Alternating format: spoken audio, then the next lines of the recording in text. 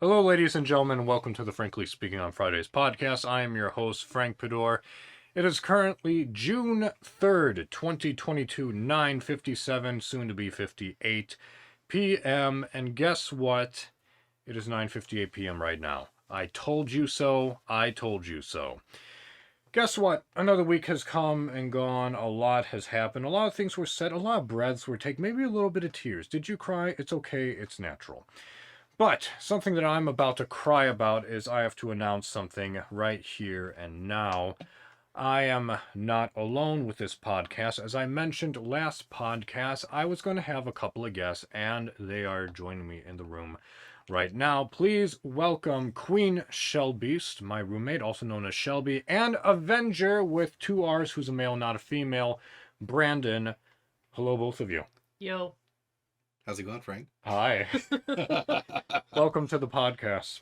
Glad to be here. Do you wish to hype up my audience? Tell them that no matter what happened this past week, mistakes happen, failures happen, but that's okay.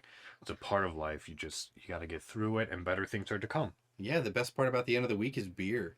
Right? So, it's if you had a bad week or a good week, there's always a good reason to drink. So let's go. I think that's one of the rules of being a musician. Either you drink to celebrate a concert, or you drink to forget it.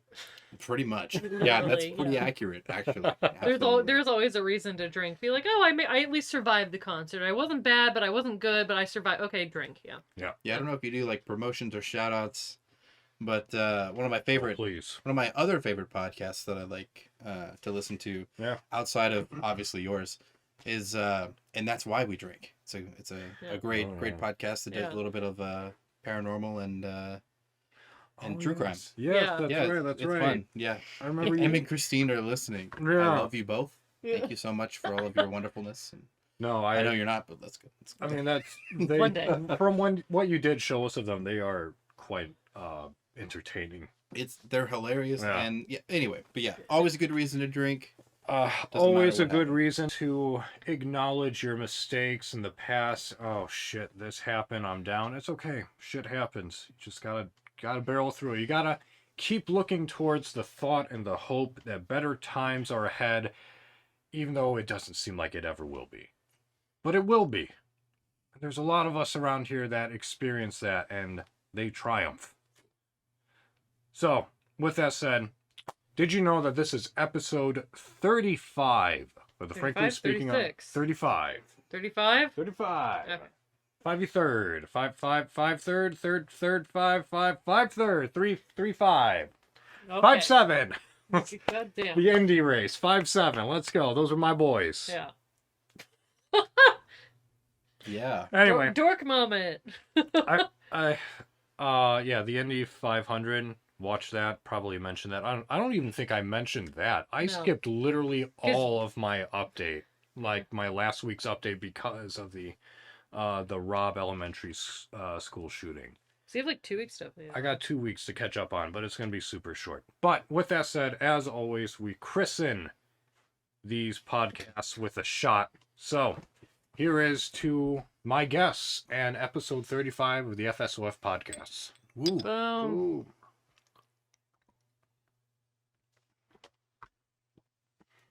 I'm sorry, I'm a sipper. Oh boy. You see, that's what. Because if I down it like that, I do exactly what you just did. Got the chills. Yeah. It's great. Yeah. We're drinking the exact same thing that I drank last podcast. It's a Templeton Rye 6 years. So Delectable. Speaking of shout outs and potential sponsors, Templeton, please. I will praise everything that you want do. to send us a case of your 10-year? I'm a mixologist, so that shit will be drunk. Double whammy in this household. Would you mix Templeton tenure though? No. Maybe on the rocks or just in a glass. I wouldn't even put it on the. The only one that I would potentially do, and maybe 6 year, depending on how smooth I needed it, but I would not do anything to the 10-year. I refuse. I haven't had it, but I refuse to put a $50 bottle on the rocks. That's just waste. Yes. Oh, I was like, I'd have it neat. Much less like 10-year. Yeah. Damn. Okay. I gotta give me some of that. I mean, you remember that Whistle Pig? Was that Whistle Pig? The pistol wig, yeah, the whistle pig. Pistol wig. I call it pistol wig because I think it's funny to call it that, but it's whistle pig. I mean, the that was $90 bottle. That was 10-year. That was good too. It was like 10-year small batch. Yeah. Oh god. This shit was nice. So so today's gonna be all about like drinks, Yeah. bourbon, Apparently. whiskeys, and ryes. Apparently. Why bring on a couple of musicians, talk about music? That's stupid. No, We're gonna all talk we about do is drink. alcohol. Drink. So What are you talking about? before we get to the reason why I brought you both here, Other than you just saying. other than drinking, Okay. We're good at it. So what is y'all's weekly update? What's new? You go first. What have you all done? me go? Okay. You go first. Well, I'm getting ready to move, but like 2 months early.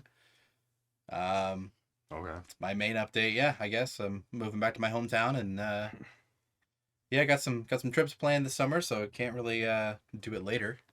Fair. So I'm doing it now. Do you still have that clear shelf that we gave you? I do, yeah. We might take that back. We'll pay you It's for not it. it's not available. Oh. Okay, if you gave me a shelf, why the heck would I make you pay for it back? Yeah, I mean, you no, know, no. Yeah, no. If I don't, if you don't sell it like before Well, you move, like we'll take it back because I actually could probably use it. well, I don't have it listed. I was gonna give it to my mom for her knit shop.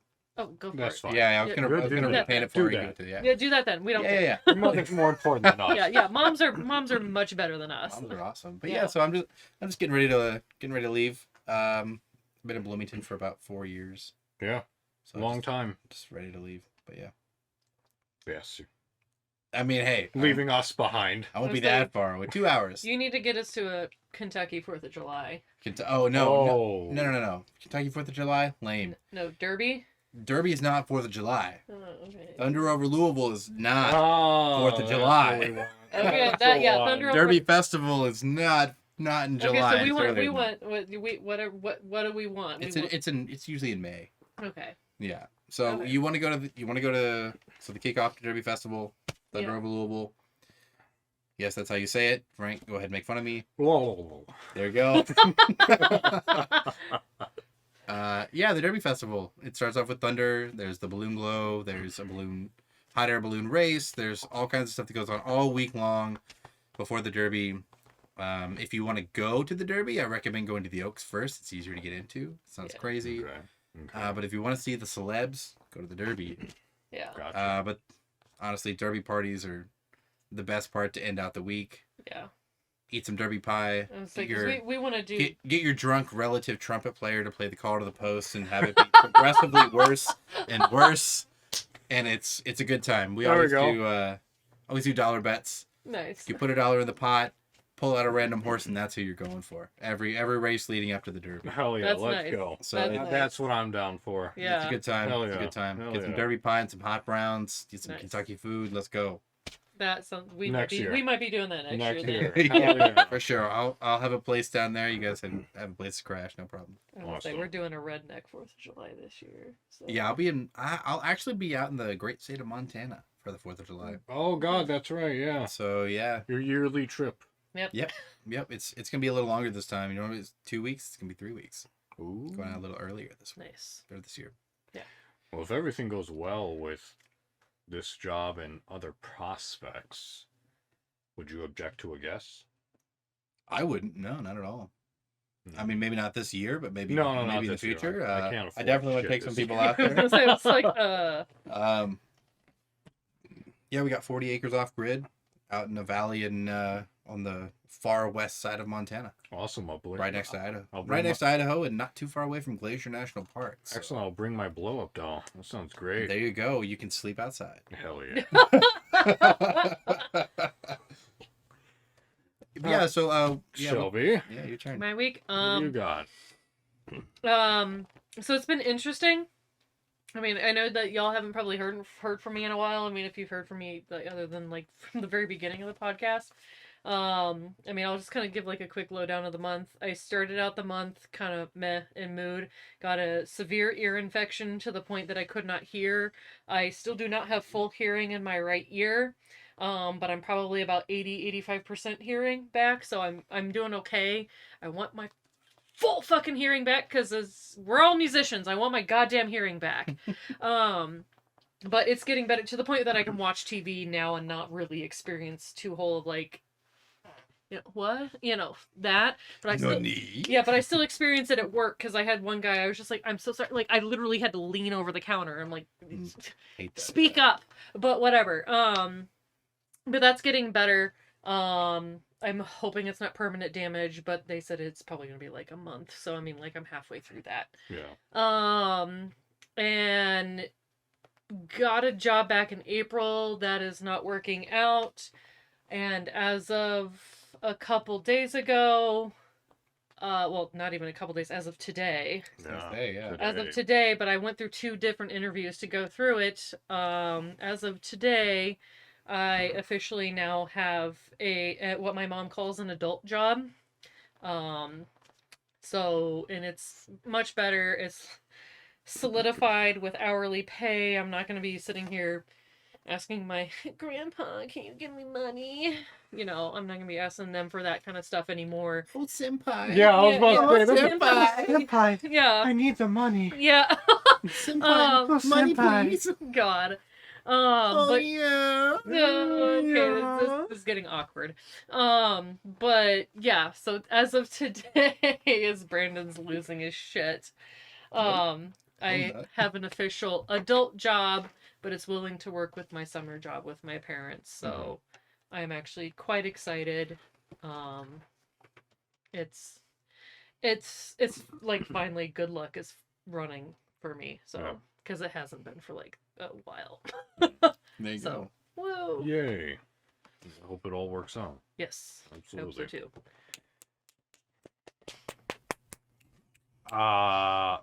So my update, which I'll leave short, because God knows I can droll on about it, but real quick, is that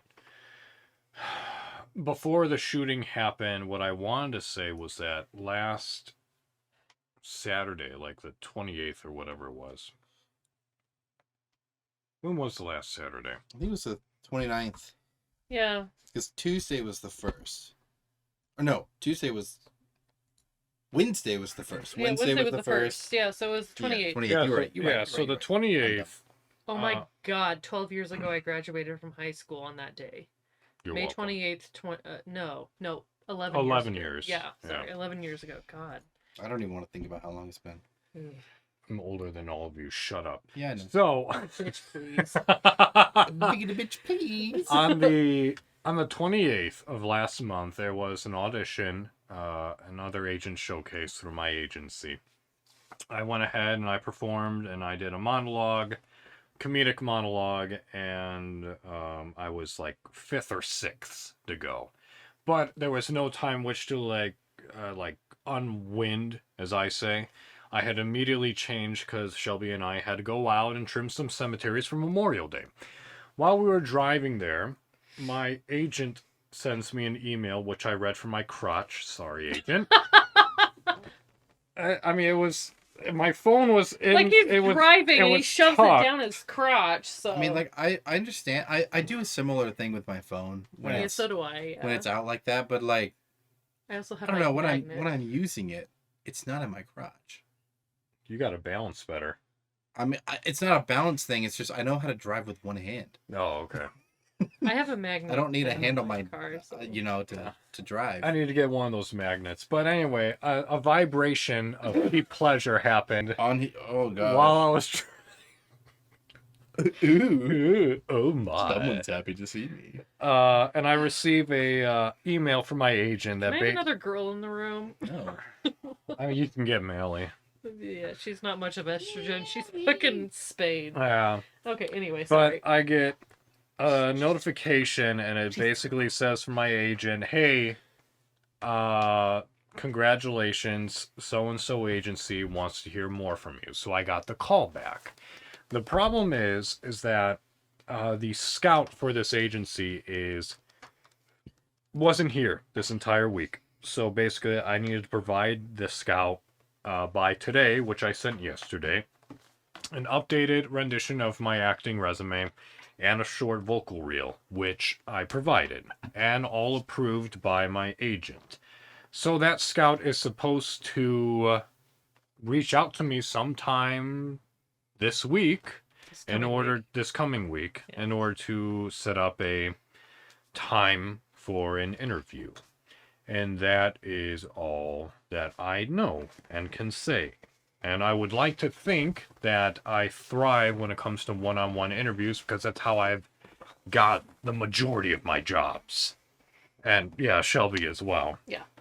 So it's we'll see what happens. It is very possible that within the near future that I actually have great representation from another agency that which will be able to provide proper and better voiceover gigs. So we'll see. We'll see. That's about all I have to update on. Oh, also, shout out to my coworker, the one who's pregnant and a redneck. I hope your labor goes well, and the little babby gal is has 10 fingers and toes and bitches like no other, because that's what I also hope babies that do. they took care of your blood clot in your leg, because that can be kind of serious. Yeah. So wishes out to you. Yeah. Yeah, that's it. That's our weekly updates. Now what? That's the end of the podcast. Thank you for listening. Oh my god. All right, so here's why. I'm not done. Here's why I brought you all here. Is that before you move away? Climax. Okay, sorry. Who's climaxing? I'm not. Well, you said I'm not done. I was like, I didn't even get to climax. Ooh. Does anyone have a sock? I need some lotion and a long sock. Extra long. Oh my god. So Extra long to feel better about myself. Oh. So the reason why I brought you all here is that before you move away and become less accessible. I thought you were going to say less successful. So did I. I thought you said that. I was like, wait, what did you just say? Shut to the heart. Don't get demonetized. So all three of us actually hold really unique perspectives. And the reason why that is that while we're all musicians, we all were born and raised in different states. All three of our undergraduates, other than your last tail end, were all done in different states. Oh, okay, gotcha. And while two of us went for higher education, there is still a much valid reason why you didn't, why you changed your major, and why I even switched states. So what I want to discuss with you two, considering our backgrounds, our educations, because none of us in this room are dumb. We act like it. Well, I was going to say, I was like, let me just bend over and talk on my ass here for a second, but that's fine. This is no type of Morse code I'm used to. But I feel that we each bring a type of perspective to the table of what younglings come to thinking about younglings. When it We've been watching Kenobi. Yeah. When it comes to like people wanting to go into the into college being a music major. I feel that there are a lot of things where there are things which they know right off the bat, but there are certain realities which are not fully conveyed to them once they commit to being a music major. Yes. And that not only goes with, I'm performance through and through. Both of you did your undergraduate degrees as music educators. That's right. Yep. And both Brandon and I, we are both, our master's is in music performance.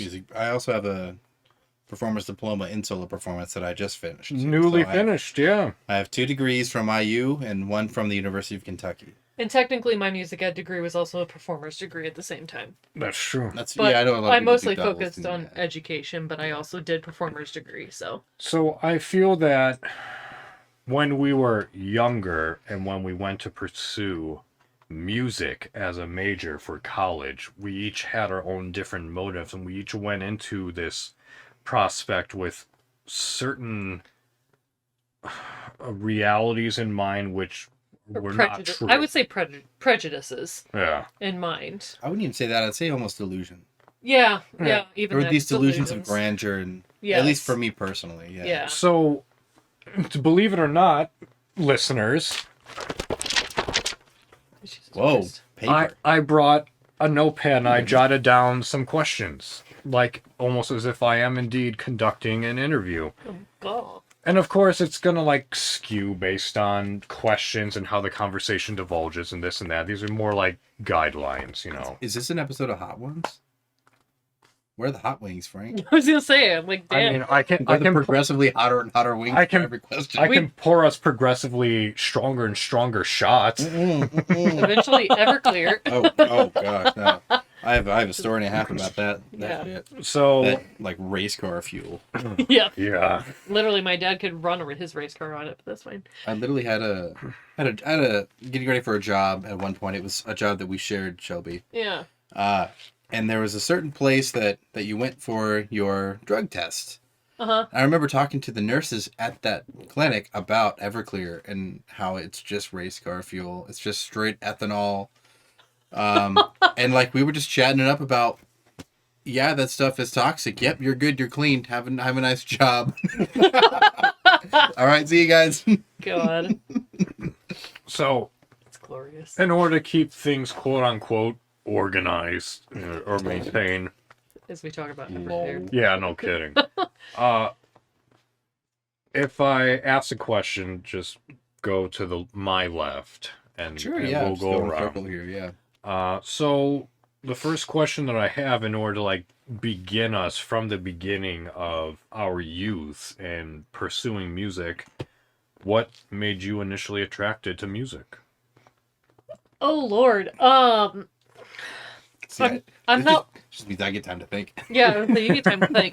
I mean, if you prefer, I can go first. No, it's fine. I got it. Okay. So I wasn't actually initially interested in music because my mom was in music. I was like, oh, my mom is in music. You know, like, I can't do that. But then I was like, whatever the hell, like, in 5th grade, you got to be chosen to be a part of, like, the handbell tone chime. It was a tone chime choir is what they called it. It wasn't handbells, like the frickin' sticks with hammers on them. I don't know. I didn't get that. No. We had a tone chime choir. Okay. And Oh, I should also specify. I'm sorry. I'm initially from Illinois. Shelby's initially from Indiana, and Brandon is from Kentucky. Yeah. So another reason. he's also Tri-state area. yeah. Another reason why Very this radical. little panel is diverse is because it's 3 different state perspectives of the music education system. But it's also not because it's still the Midwest, but that's fine. Well, I mean, it's a Midwest perspective, but I feel like we've had 3 different states that are drastically different, Yes. and they all like touch each other pretty much. Yeah. So, yeah. So like we're from the same region, but we have drastically different experiences. Yeah. So But continue. yeah, in 4th grade, like my music teacher was just like, you're really like, apparently I was good in music class. Like I didn't realize I was actually trying in music class, like the fuck that I knew. But she was like, I really want you to be in my tone chime choir. And I was like, I don't really know. That sounds like it's for nerds. And so like whatever. And I went home and told my mom, and my mom was like, yes. And my dad was like, yeah, whatever your mom said. Basically. And I was like, but I don't really want to. My mom was like, no, you should really do this. Like, you'll actually enjoy it more than you think.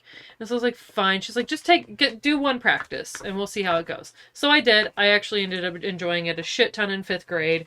It was a lot of fun. But I was kind of unsure about joining band. But then, of course, I was like in tone chime choir. We were doing our practices and stuff like that. My mom was like, oh, by the way, I played clarinet in band. I'm like, oh, that's kind of cool. Like, you know, the pause of like, oh, my mom was a nerd, but oh, wait, that's kind of cool. Okay. And Yeah. Judging pass. yeah. And so it's like, okay, so I went, we had like tryouts, but we were only allowed to pick 3 different instruments. I tried flute, clarinet, and trumpet. I sucked ass hard on flute. Like I couldn't even fucking do anything with like, just like the headpiece. Could not do anything with it. Trumpet, I could get a blat, out of it. But clarinet seemed to be where I was. So they placed me on clarinet. So that's how I started out in 6th grade. And so like your question of being like, what got you started? What initially attracted you? It's not a what for me, it's a who. Okay. That would actually be my middle school band director. I will only say her last name, Brightman. She's a she. She got me really started into it. My parents got me a clarinet before I started school, and they just got me like some friggin' beginning band book, and I just started kind of learning on my own. My mom was helping me. So I already came in, like, literally first day of class, hand out all the instruments, and I sit there and I already have my clarinet, I put it together, and I'm sitting there. She's like, we're not quite there yet. I'm like, oh. Then I'll wait. I'm like, okay. And so I was like, probably at that point, she already knew, like, oh, okay, I've already got an overachiever in the group, great. Yeah. But she really helped me. She not really helped me. She just aided my want to learn all these instruments. Literally, the second instrument I learned was flute. The thing I sucked at.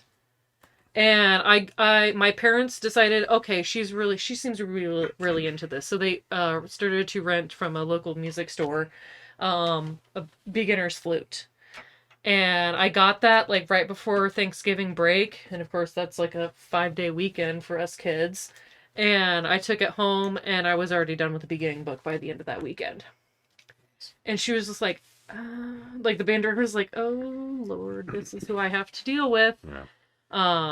Because I know the rest of your story, we'll hold off on that because we'll come and pick that back up. Okay, we're going to pick it right back up. Okay, but yeah, so, she's the reason why I got started, my middle school band director. So what about you? What got you initially into music? Yeah, so a fun fact about me...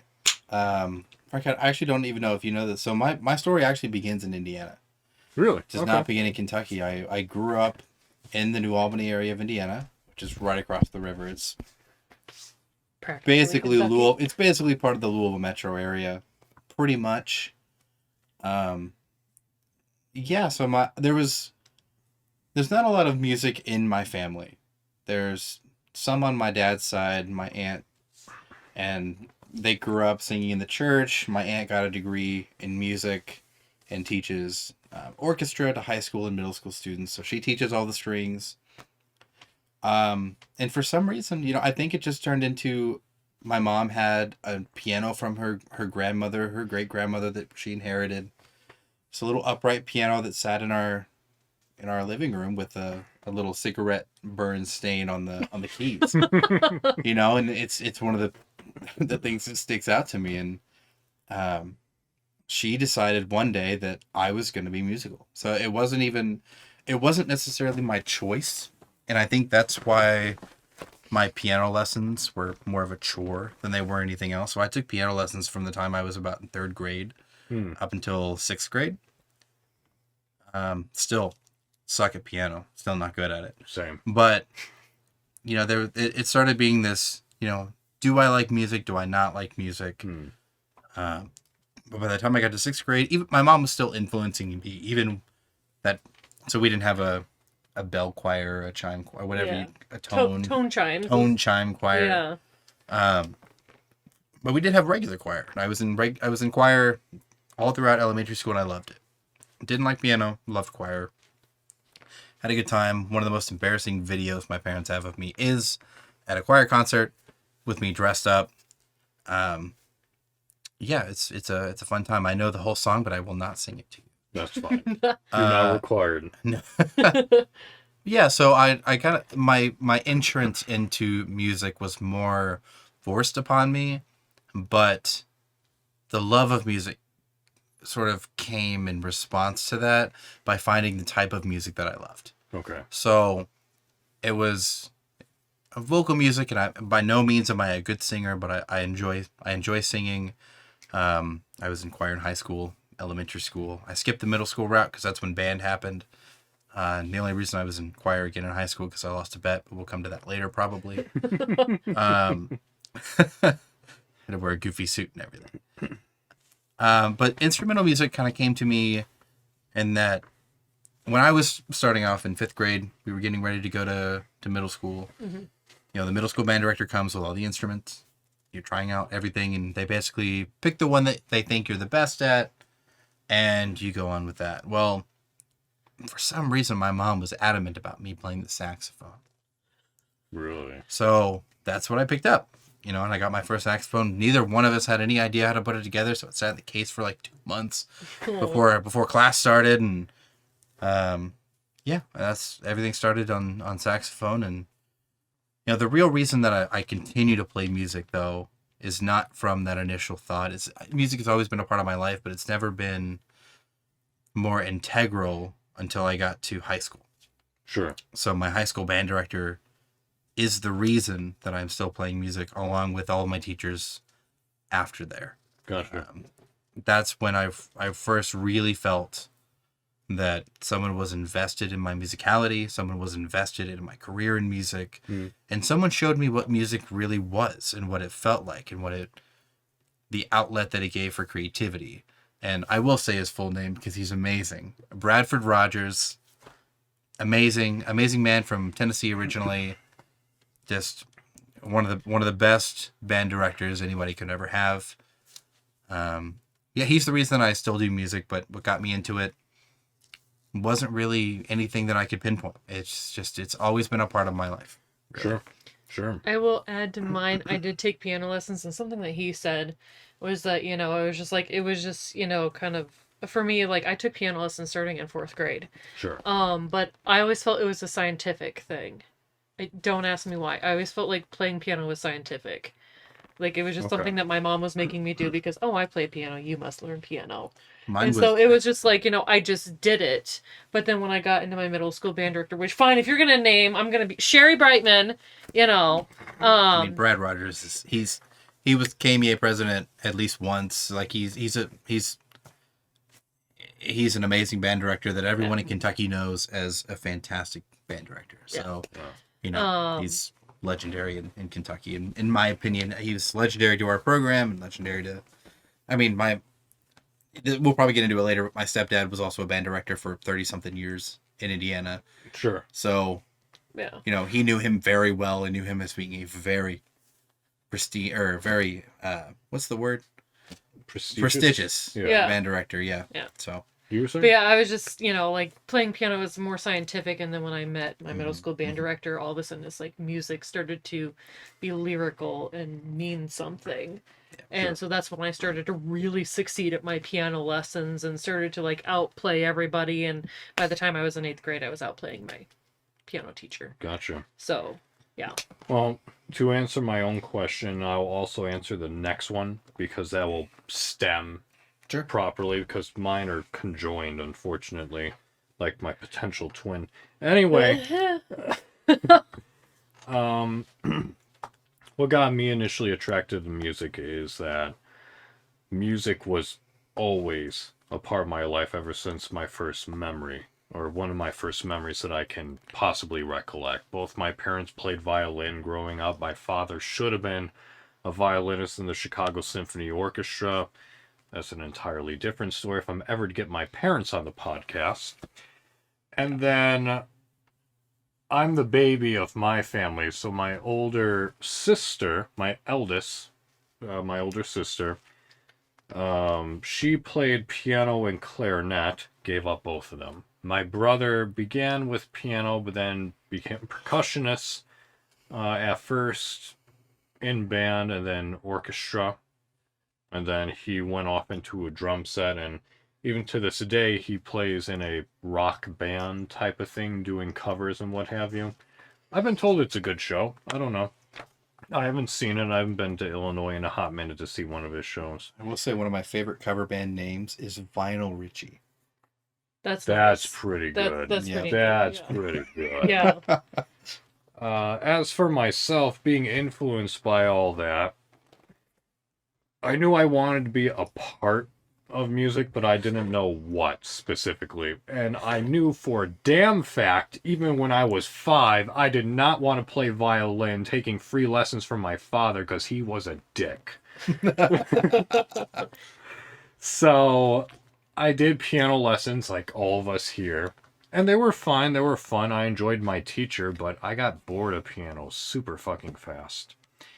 And leading to the next question, why did you pick your primary instrument? So, for me, because piano was boring, and at that same time in elementary school, 5th grade, I was 10 years old, it was the time where they were like, hey, for those of you who are interested in band, at this particular elementary school in the state of Illinois. Go down to the cafeteria during this period and pick up your instrument. Try them out, see what you wanted to do. So I went down there because I knew I wanted something more than what my parents could provide me. And I didn't want to play clarinet because my sister did it, and I didn't want to do something that my siblings did nor my parents. So I go down to the cafeteria, and I just see, I'll never forget this. It was the newly addition of my elementary school, where the hallway split off. To the right was the cafeteria full of tables and the new stage, and to the left is where you got into line to go through the frickin' prison conveyor belt to get your food. Heck yeah. Yeah. The best food was always when they had pizza day. Oh, hell the yeah. friggin' rectangular pizzas? No, we had like Papa John's on Fridays. You bitch, I had a freaking frozen rectangular pizza, but that shit was still lit. How dare you be part of a well-funded education system? Hey, I Oldham County is redneck school here. Oldham County is a wealthy county in Kentucky. But anyway, that's later in life. But then off to the left was the library, which was huge at that time. But anyway, I walked off to the right, and when I opened up the doors in order to go to the cafeteria, in front of me was just a bunch of tables, just like all the instruments, all the parts, so many ones of each one of them just strung about upon soft cloth. And take your pick. What did you want? What did you want to try? What did you want to play? And people would bring it to you fully cleaned and instruct you how to get a basic endeavor, a basic sound out. Yeah. And I remember I'm like, okay, let's try the saxophone. Let's go. Everyone does. They brought this poor woman, the patience of this poor woman. She brought me the saxophone, and I could not produce a good pitch of it. I got nothing but squeaks and honks, and I remember her shuddering at the sheer blast of it.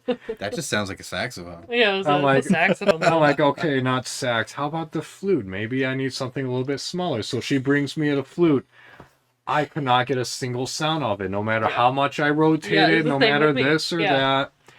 And I remember feeling discouraged. I'm like, maybe I shouldn't play band. But then out of the corner of my eye, I see something curly and shiny and cool. And it was the French horn. I'm like, I want to try that. And she looks at me. She's like, that? Okay. And she brings on over the French horn to me. And she kind of gives me the basic procedure of how to make an embouchure and how to make a raspberry. And to both of our surprises, I got a sound out of it. And it was actually a note. So I'm like, yes, this. And the thing that I remember most is that, one, given whoever that was who did that whole Pachelbel rant, you're never cool if your instrument's bigger than you. So right off the bat, I was not cool. Dragging my French horn home, which was just a few blocks away from my elementary school. And I remember my mother at the time was a stay-at-home mom. And she's like, hey, Frank, how was band? I'm like, it was great, Mom. And I'm bringing this giant fucking black case, and I'm like, look at the instrument I picked. And I threw it on the kitchen table, and it goes a big thunk. And, yeah, I showed her this monstrosity, which was the French horn. And she was like, you couldn't pick the flute? I was like, I tried. I have this now. I liked this one. So I literally picked the French horn because I could get a sound out of it, which was actually a pitch, and it was curly, and it was shiny, and to me it looked cool. That is the sole reasons why I picked the French horn. I cannot wait for you to hear my reasons. Yeah. So why did I pick bassoon? Why did you pick bassoon? Well, the croissant. Yeah. If you want the shortened version, essentially I went through all the band, like I shit you not, I went through all the band instruments. I went through, okay, so like let's go in order: clarinet, flute, trombone, French horn. I went through French horn. Saxophone, trumpet, trombone. Am I missing somebody? I don't fucking know. Tubas. I couldn't. I could fit in a fucking tuba case. I couldn't even get air out of it. I've seen some like 3.5 foot tall people playing the tuba, and it's impressive. They kill it. But I like, because I played trombone, I was like, I think it's cooler, whatever, and then a little. But yeah, I did say saxophone. Saxes. Even oboe, whatever, and I'm just sitting there like, none of this is like other than oboe. But I was like, I don't want to be a constipated duck. That's exactly what it sounded like to me. Was a constipated duck. That's what a bari sax sounds like to me. But I was like, I don't know. I was like, there's just no freaking instrument. But then I remember, like, they said, like, this one person kept playing this instrument called the bassoon. I was like, I've never heard of that. It's probably really stupid, whatever. And so it was like, oh my God. But like in 7th grade, my parents just randomly purchased me a bassoon. Damn. Like, not really all that great of a bassoon, but also not like the horrible brand. Wasn't it through an auction? I don't know. Okay. You'd have to ask my parents. I don't remember. But I just remember getting it, and I opened up the case. I'm like, oh, great. What is it? Because I'd never seen one. What'd it do? Yeah, I was like, what does this do? And so my parents were like, it's a bassoon. I'm like, that's cool. And so, like, I'm playing it, and I sound like a dying moose. As one should expect. Yes. And so I played it for maybe like 3 months, and I was like, yeah, fuck this, whatever, I don't care anymore. I sound like crap, and I can't seem to get any better, like, as quick as I was on all the other instruments. Sure. And so I was like, fine, whatever, fuck this shit. And then I got into high school, and we had the band director change, because my band director was a middle school and high school band director, because it was a small school. But she left, so I can say that she was my middle school teacher, and then through high school, I had a different teacher. Yeah. And she was like, oh, well, for this one piece, I really need a bassoon player. Does anybody know how to play bassoon? And I was like, if you want a dying moose in the band, whatever. But ironically, our choir teacher was also, she double majored. And she was like vocal, and she did music education, but she was a bassoon player. So I took a couple bassoon lessons from her, and I was like, okay, this is starting to make a little bit more sense.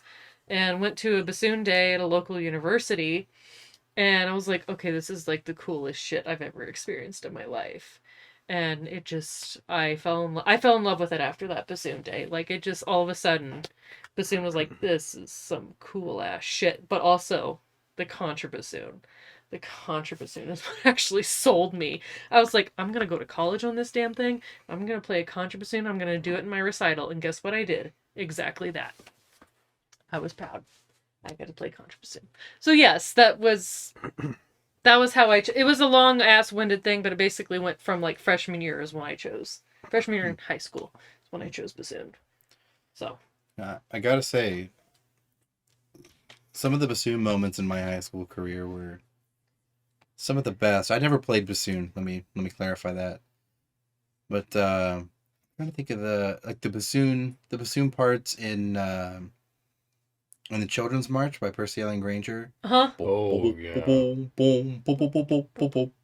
It's beautiful. Yeah. There's something else that we did. It was like something bear, like sleeping bear. It was some bear thing. Yeah, I think it was like it was like a bassoon solo, but we ended up having 3 of our 4 bassoonists stand up at the front of the stage, like stand up. Nice. And like trade the solo off. It was some cool stuff. Yeah. But if you guys have not looked at a bassoon fingering chart, it's like reading Egyptian hieroglyphics. Oh yeah, I love it. You can it makes no sense. It makes perfect sense I have to me, but tried that's to me. make sense of it as a music educator. Could not. I tried so hard just for my students. They were like, "What is this note?" I was like, "I don't know." I mean, I will say that they have online now a actual like physical rendition of what it looks like on the bassoon. Oh, I bet that'd be really helpful. Rather than that's how I wrote. I actually have a fingering chart that I wrote from that program because I was like, these kids don't I can't. What's T2? What the fuck does T2 mean? There's 2 thumbs. I have 2 thumbs. Which one's T2? This T2? No, this is the T2. Hornsley have 1 T, and that's sometimes. Yeah. Yeah. So yeah, no, like I can totally agree. Like reading like the standard of excellence bassoon. That's a terrible fingering chart. That's like, all I had. I'm just like, huh? Okay, let me go read this graph. Okay, that's that fingering. Oh, what's that one? Shit. Wait, what was that one again? Okay, like you just have to keep. It fucking sucked. So that's probably why I sucked so bad because I was like reading hieroglyphics. You need 3 charts and like a cipher to figure out what note you're supposed to play. You basically need to be... The stars must be aligned. you need to be the kid from A Christmas Story going through his, like, radio ad. Oh, yeah. Yeah. Drink more Ovaltine. Shit. Wrong one. All right, so what's your story? Yeah, why did you pick horn? So I guess you just kind of, cat's out of the bag now. I did start on saxophone when I started, so that big, the middle school teacher brings in all the instruments, you try everything. You know, Frank over here is what we would call a purebred, in that he started on horn, didn't change. Yeah. All the horn players in my high school, with the exception of one, started on something else. We had a flute player who switched over. We had a few trumpet players that switched over. Me, I was a saxophone player that switched over. I didn't actually start horn until my sophomore year of high school. I played saxophone through middle school, all 3 years of middle school. 6th, 7th, 8th, for those who might have different intermediates and stuff. 9th grade, started freshman year. Played saxophone, was terrible at it. Got put into a remedial program for band. We had 2 bands. I was in the bottom band. Couldn't even play in band because I wasn't good enough. Finally got to where I completed my smart music assignments to actually be able to do it. For those of you who know what smart music is. I remember it. Sounds like a couple people know what it is. My teacher experimented with smart music for like a semester, and then she was like, fuck this shit, I'm doing something else. Yeah, we had smart music. That was like our like test assessment for band that we used. Yeah. My director didn't care. He would always listen to the audio file and not whatever smart music gave you, because most people didn't have microphones, and it was not a mess, but it was not fun to deal with. Yeah. It was really only a thing when the school board was really on his ass about it. Sure. But yeah, so sophomore year comes around. I always love talking to my aunt about it, because she's like, "Oh, I know why you switched to the horn. Why you switched to French horn? Because French horns, I knew it's hard and you wanted a challenge." I was like, "Yeah, that's why I switched." That's why. No, the real reason. So it was actually like the first day of marching band my sophomore year. At the end of the day, my director was like, "Hey, we need some more French horn players." They only had a couple, or maybe like 3 or 4. We had 2 bands to fill in the spring. So it was like, if anyone wants to play French horn, just come up to me after class. And I was like, I looked over at the French horn players and I was like, yeah, I want to play that instrument. I like the sound of it. It's cool. But let's get to the real reason here. Mm-hmm. I looked over and there were 2 girls over there. Oh boy. We'll abbreviate them to KB and BP. Uh-huh. I was like, I could play the horn. I can play French horn.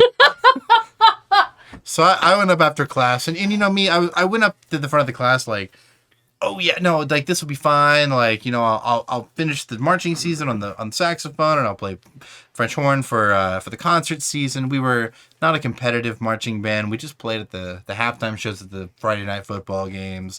We didn't do any of the extra stuff. We were mainly focused on concert band. And I remember I walked up to my teacher, and he was like, "Oh, great, yeah. You'll be in French horn sectionals tomorrow. Here's your mellophone and a fingering chart." I was like, oh yeah. Oh no. So I crapped all over myself that year, but I had some of the coolest drill, because it felt very reminiscent of some sort of a metamorphosis into my musical life and moving forward, because the drill, we had already put the opener on the field mostly, like the first few sets, and I was in the saxophone section, obviously. Well, then I wasn't holding a saxophone anymore, so it was like this cool like transition in the drill of my transformation from a saxophone player to a horn player, and that I was in the sax section leading up to this one part where they kind of like intersected, and then I switched and left with the mellophones. It was really cool. It was very, very sentimental and very very much a metaphor for me, being that this is what I'm doing now. And the results were crazy.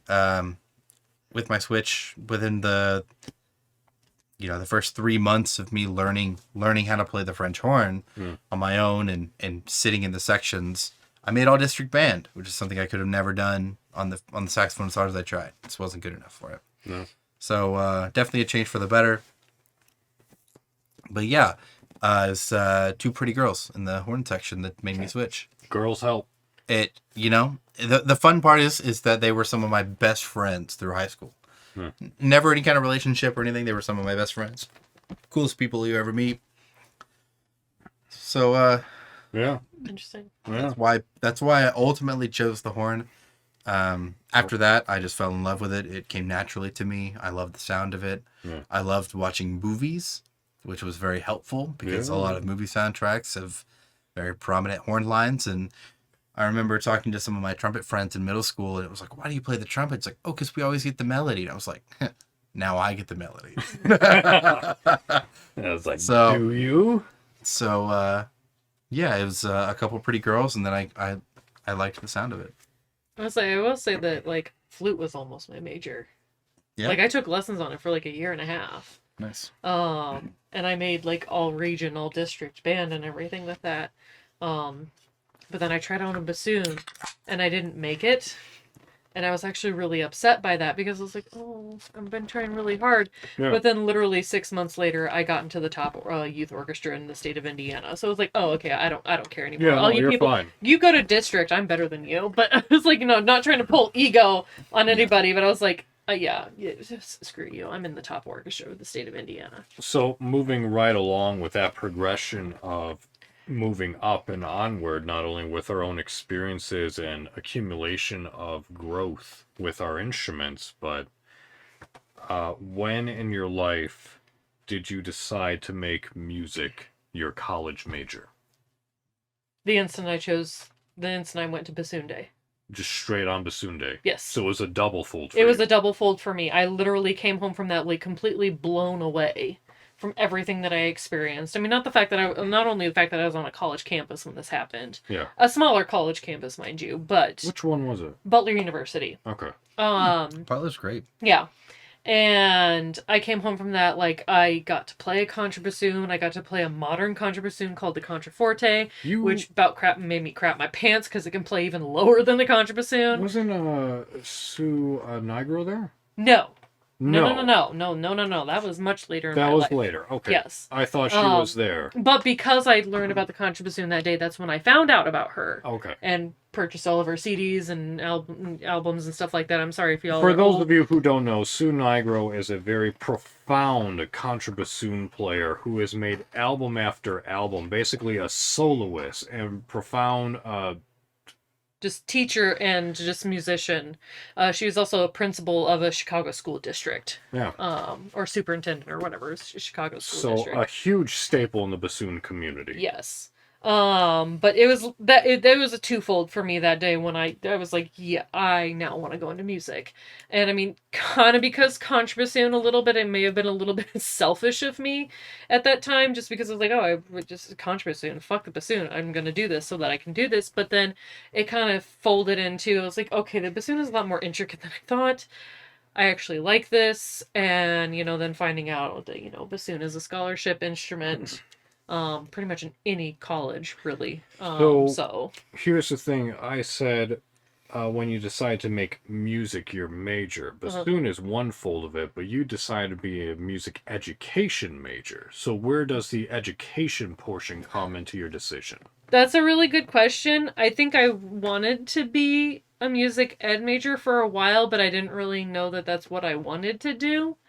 Because I toyed around with in middle school being a meteorology major, which has nothing to do with music, really, unless you're just blasting music while a tornado's chasing you. Which is pretty regular. That's pretty yeah. I mean, if you're riding in the truck chasing a tornado and you don't have music playing, yeah, literally, you're a psychopath. Yeah, literally. Yeah, that music is what prevents you from being one. Exactly. Yeah. Yeah. I mean, it doesn't matter what it is. Any music is better than none. Yeah.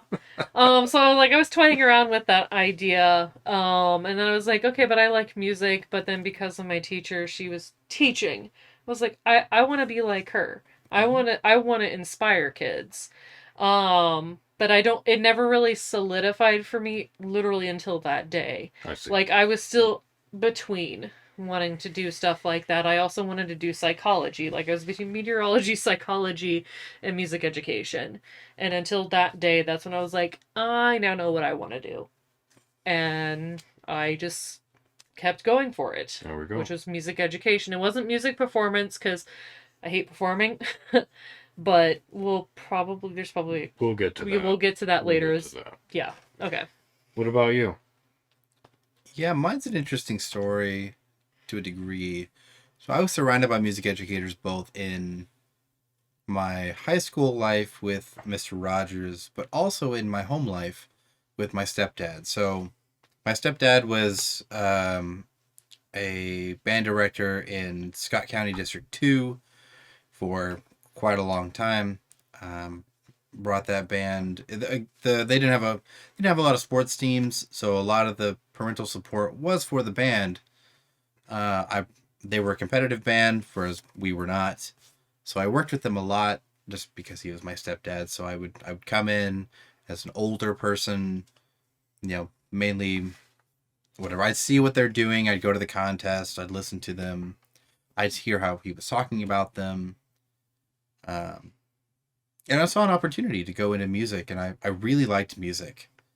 And one of the things that has been, I wouldn't call it necessarily a negative, but it's something that I should have done earlier. And it's happened twice in my life, and I'm fighting for it to never happen again. And I call it the 4-year curse to the extent that high school was 4 years. My undergraduate degree was 4 years. And that in my high school career, I didn't really take music seriously until my senior year. Okay. The last year I was there, my senior year, it's like, hey, this is what I want to do. I'm going to do everything I can to do it. And then I did it. Mm-hmm. In high school, that was making all-state band, which was not an easy task. You had to make it through all districts. Then you had to get within a certain range. It was the top 10 of all the horn players in that district to even qualify to audition for all-state band. I made it for the qualification. I beat my rival. Hannah, if you're listening, love you to death, but I beat you.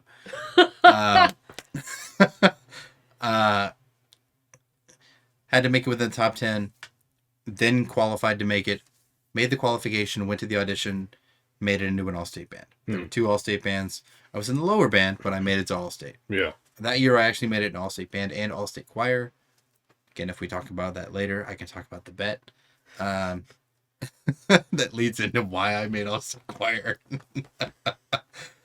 But yeah, so I started really taking music seriously my senior year. I started wondering, what I do in college. And my dad was a big proprietor of doing something that would make money, either in business. He knew I was pretty good at math growing up, so he wanted me to be an engineer. My best friend was huge into physics. He took his first year of physics his sophomore year, which is a senior year class. Took an advanced physics B course his junior year, and then took a study hall to take AP Physics C, both in electromagnetism and something else. I don't remember what it was. But he was the only one in the class, and he did it during a study hall. He was teaching, he basically, I remember during pre-calculus, he went up, AP pre-cal, he went up to the teacher junior year and was like, hey, I need calculus for my physics. And she said, here's a book. And he learned calculus. So he was the one that was fact-checking all the tests. Oh my God. I remember, and he then took calculus the following year with the physics teacher of our high school, which I took physics my senior year. It was, generic, this is, E equals MC squared. Here's how to calculate force and velocity and very basic physics. Yeah. And he was also teaching calculus for the first time that year. So he was making his own tests and doing all this. I remember my friend was in that class. And he would go through the test and he would raise his hand and call the teacher over. He's like, I won't use his name, but he was like, the answer's not on here. And he's like, what do you mean? He's like, the answer should be this. And he would like redo the calculation. He'd go through and he's like, oh, you're right. I didn't put the answer on there. So he was correcting the calculus teacher while he was taking calculus. So my dad was very much like, he's your best friend. He lives down the street. Convince him to not do music. But you know, I wanted to do music. He's my best friend. He's a good friend. He never even told me about it until we were in college. Wow. So, but it was mainly what got me into music for a degree was mainly the inspiration of both my stepdad and my band director. Sure. To put in perspective, my stepdad was also the ISMA state president twice. He is a drum corps judge, and he's very much into like the band scene. Yeah. Very much into it. I went to my first drum corps show because of him. Very influential in that respect. So I wanted to be a music educator because of them. Also, there's a little hint of self-deprecation in that going in there, I'm a music ed major because I'm not good enough to be a performance major. Mm-hmm. So that was also part of the whole shtick. I loved music, but I wasn't good enough to do something better. Those who can't teach. Those who can't do teach. Yeah. And those who can't teach PE. Yeah. Basically, yeah. But yeah, so I went in there. I was super inspired. I didn't think I could actually do the thing, so I would teach the thing. And you know, if once we get into a little bit more through college, first 3 years, I had an interesting relationship with a girl that led to a lot of issues, but by senior year, I was all in, and that's where things changed to performance. Sure. So if that's a question later, we can talk about that later. It will be. So yeah. What got me into it were the inspiration from both my band director and my stepdad, who was also a band director. So getting it from both sides as both a student and seeing behind the scenes what a band director's life looks like. All right. And the impact. So that's what made me want to teach. Well, between the three of us, for my own answer, between 3 different states, there seems to be one unanimous perspective between us all. Bless you.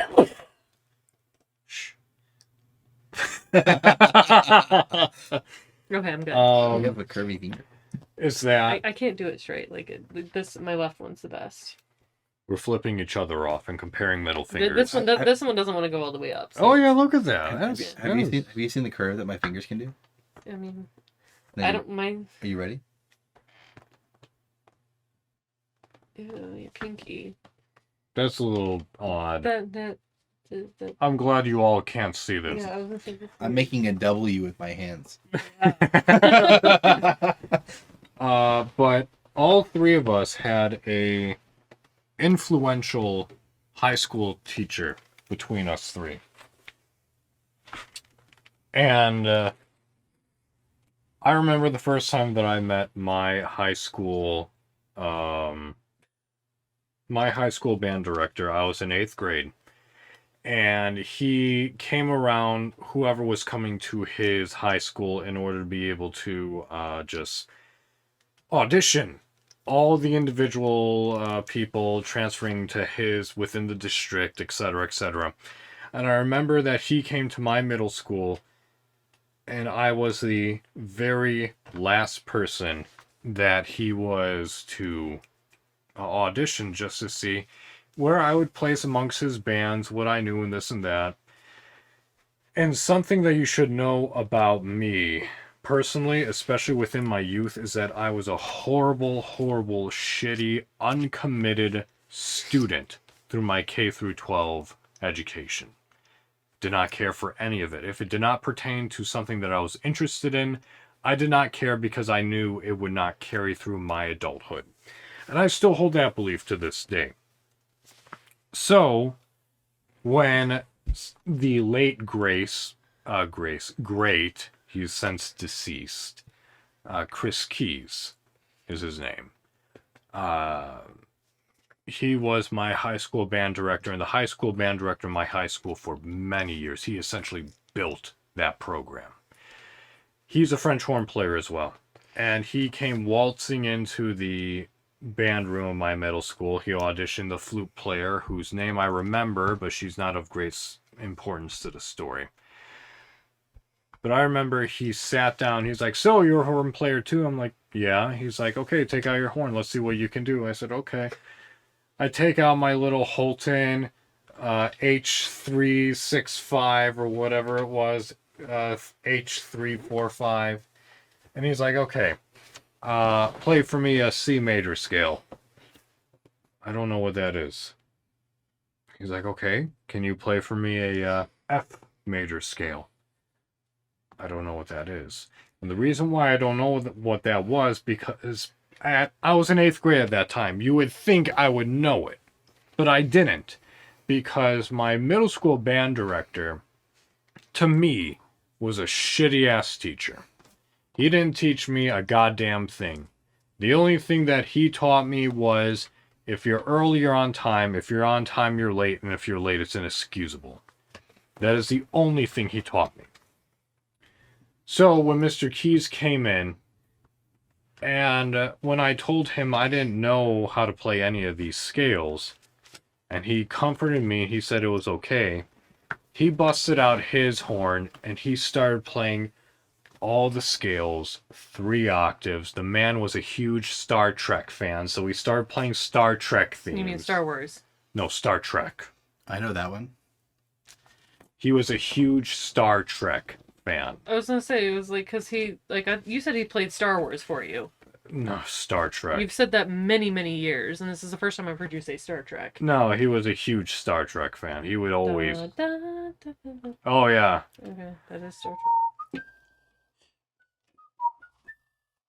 Yeah. Okay, you said he played Star Wars, so... No, Star Trek. I think want. he hated Star Wars. I know Star Trek. But I remember that after he played all that, I literally bust into tears in front of him from embarrassment of, I'm supposed to know this and I'm supposed to play this in front of this person who is worlds beyond me. Worlds beyond you because he's had so many more years than you, but yeah. But in 8th grade, you don't think about that. Yeah. But I came under his tutelage, and just listening and being a part of him in private lessons and this and that. I was one of his prize students, quote unquote, where he was like, yes, he was this, couldn't play a C scale, and now he's one of my best students. And it was because of Mr. Keys' influence that I'm like, I want to be as good as him, if not better. And that's where and why I took music performance with the French horn as my major. The thing is that that's a tricky slope for me. Slippery, trickery slope. Is because pursuing music as a major was actually 3rd on my list. I actually think first was acting. Okay. 2nd was going into welding. And then 3rd was music. But I didn't want to go into acting or welding because none of my family has done that, and at least with music. My father went to DePaul for music performance. Yeah. So that's DePaul with an L, everybody. Yes, Not DePaul with an L in Chicago. Not DePaul? DePaul. DePaul. Here in Indiana, yeah. Okay. So that's why I went into it. Yeah. So, what were you expecting in college life as a education major? Oh God, I was expecting a whole lot. How broad am I allowed to be with this? Because I got twofold here. As long and as broad. Because I don't know what other questions you have, so. I could give you a rundown, but considering everything, I would try to make it as concise and profound as possible. Okay. So what I was expecting in college, so I'm not to say how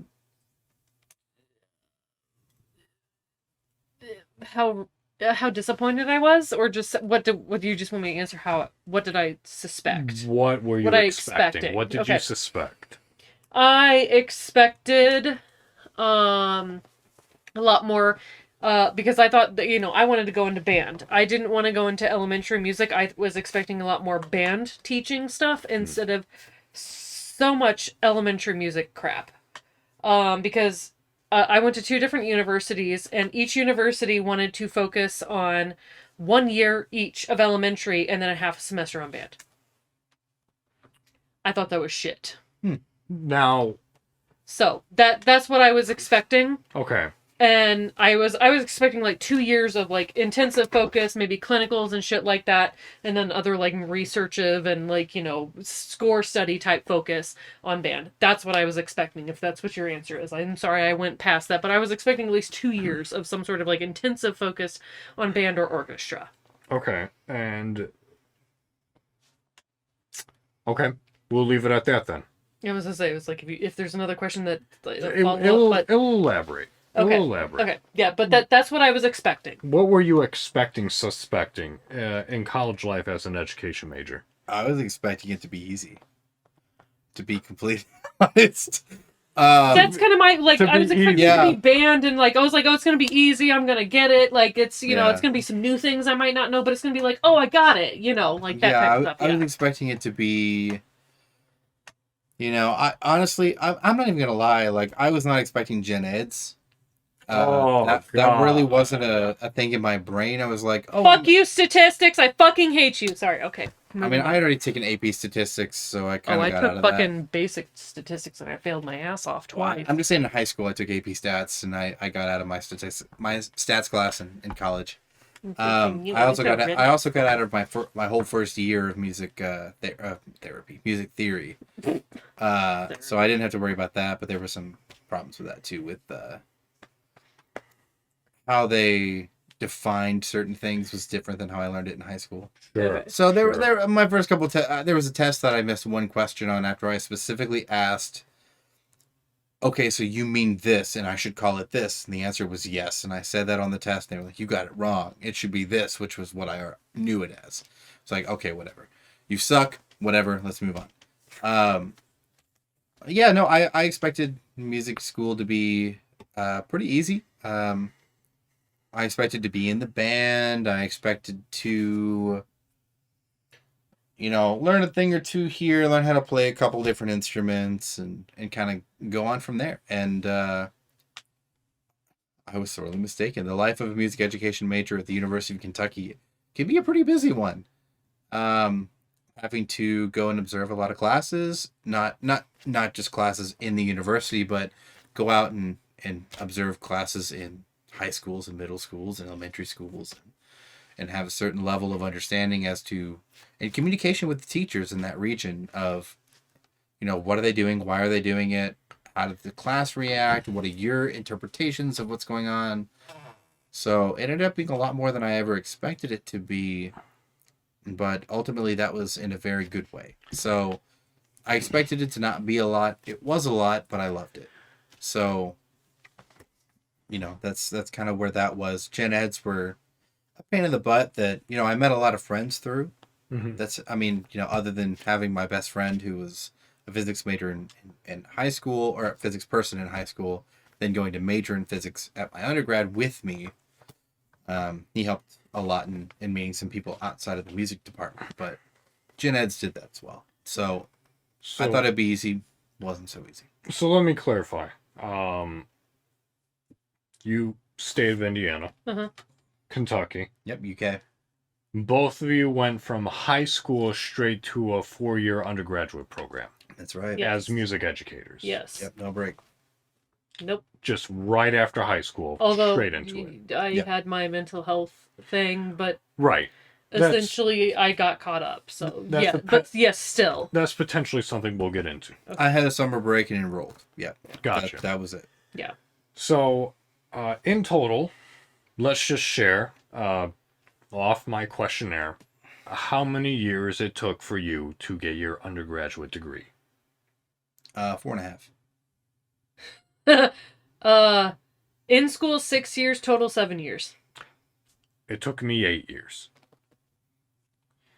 So the reason why, and all different reasons as to why we came across these different undergraduate accomplishments. Like, I was born in 92. I'm 30 years old. From 18 to 20... God, I don't even fucking... from 18 to 26. 28. 18 to 28? Because you were in school. Oh, yeah, you're right. Yeah, because... Yeah, 18 to 28. You graduated in December 2020. 18 to 27, essentially.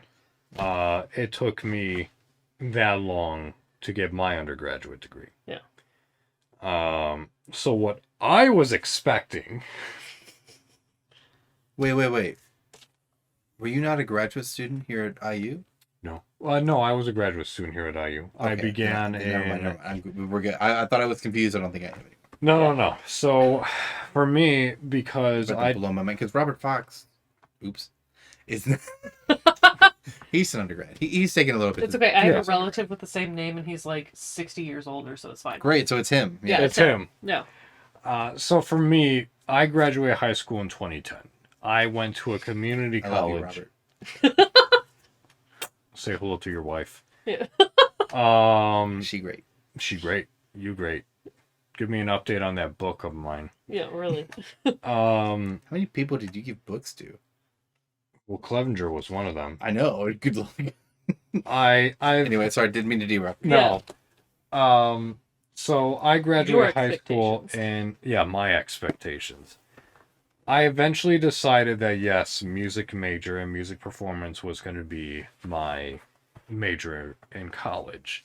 I opted against music education because I saw and I knew preemptively, because of all the friends that I had in high school, wanting to go into just music education in general.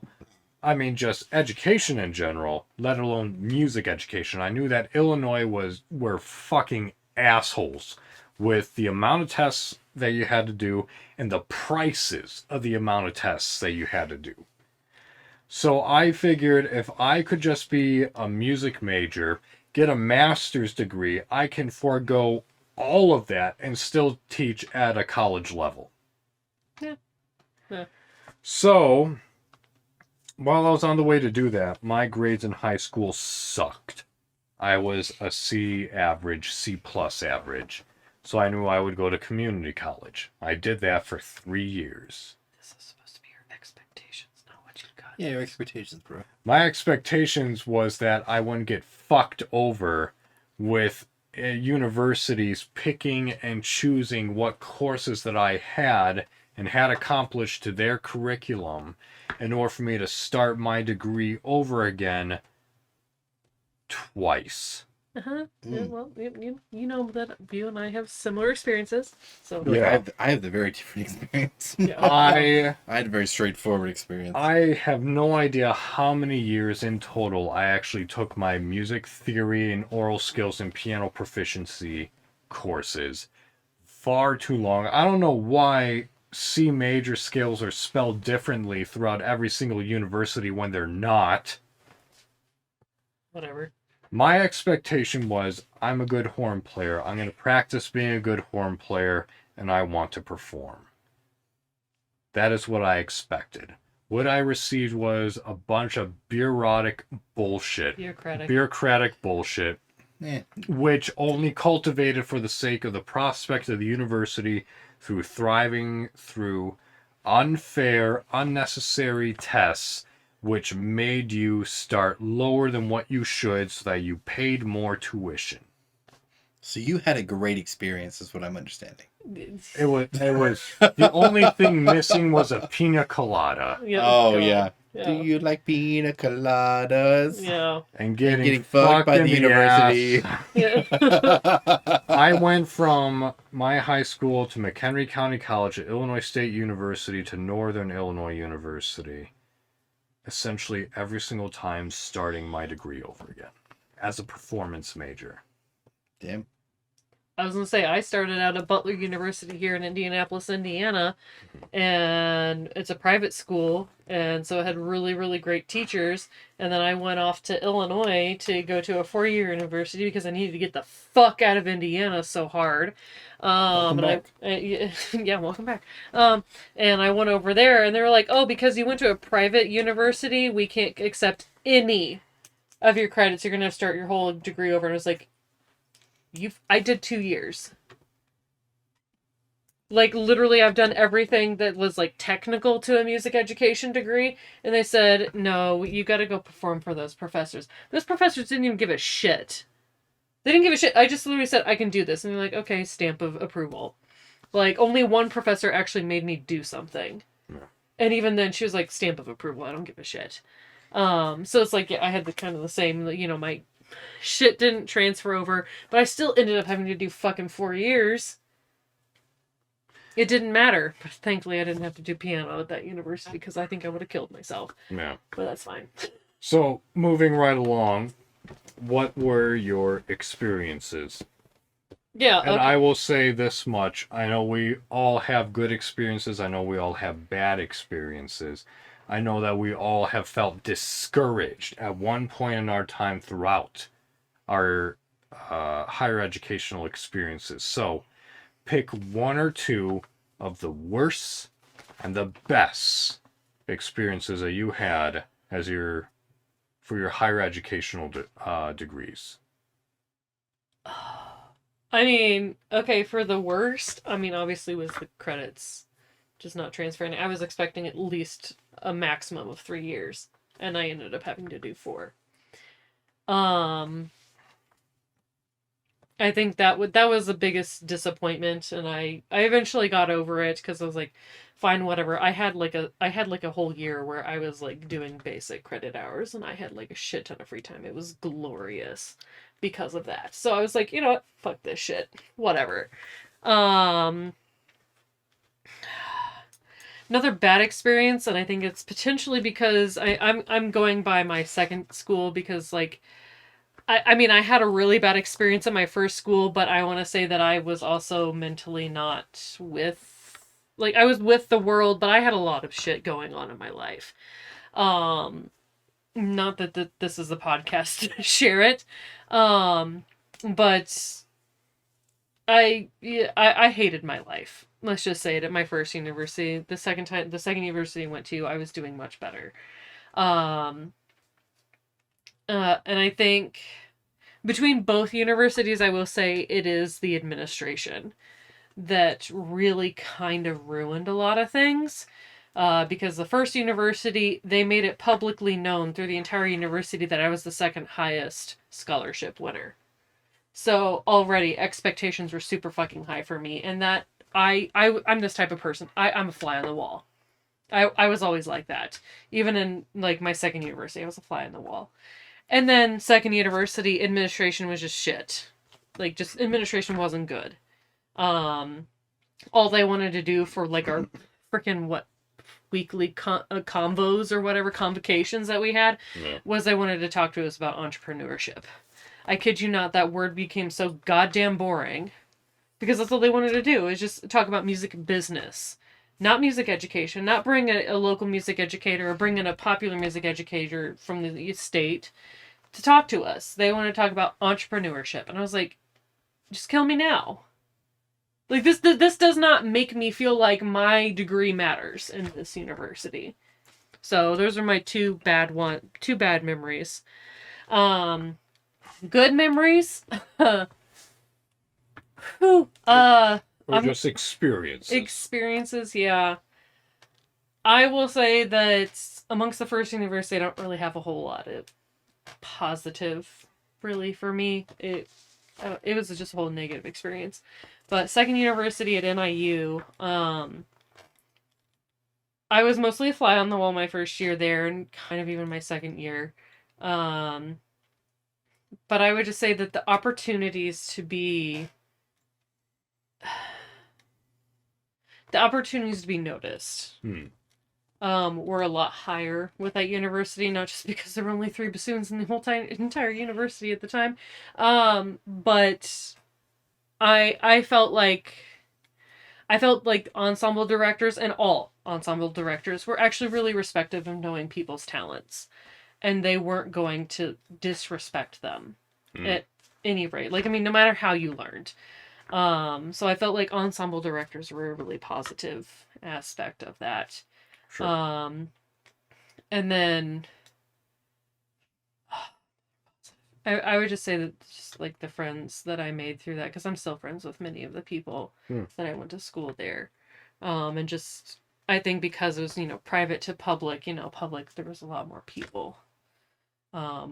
A lot more, I suppose, melting pot of people to be friends with. And I think that was probably the best experience for me, is that I got to meet a lot of people that were either like me or different from me, and I got to learn from them. And I thought that was cool. What about you? Yeah, so my overall experience was definitely positive. There's one negative experience that sticks out in my mind that changed my life forever.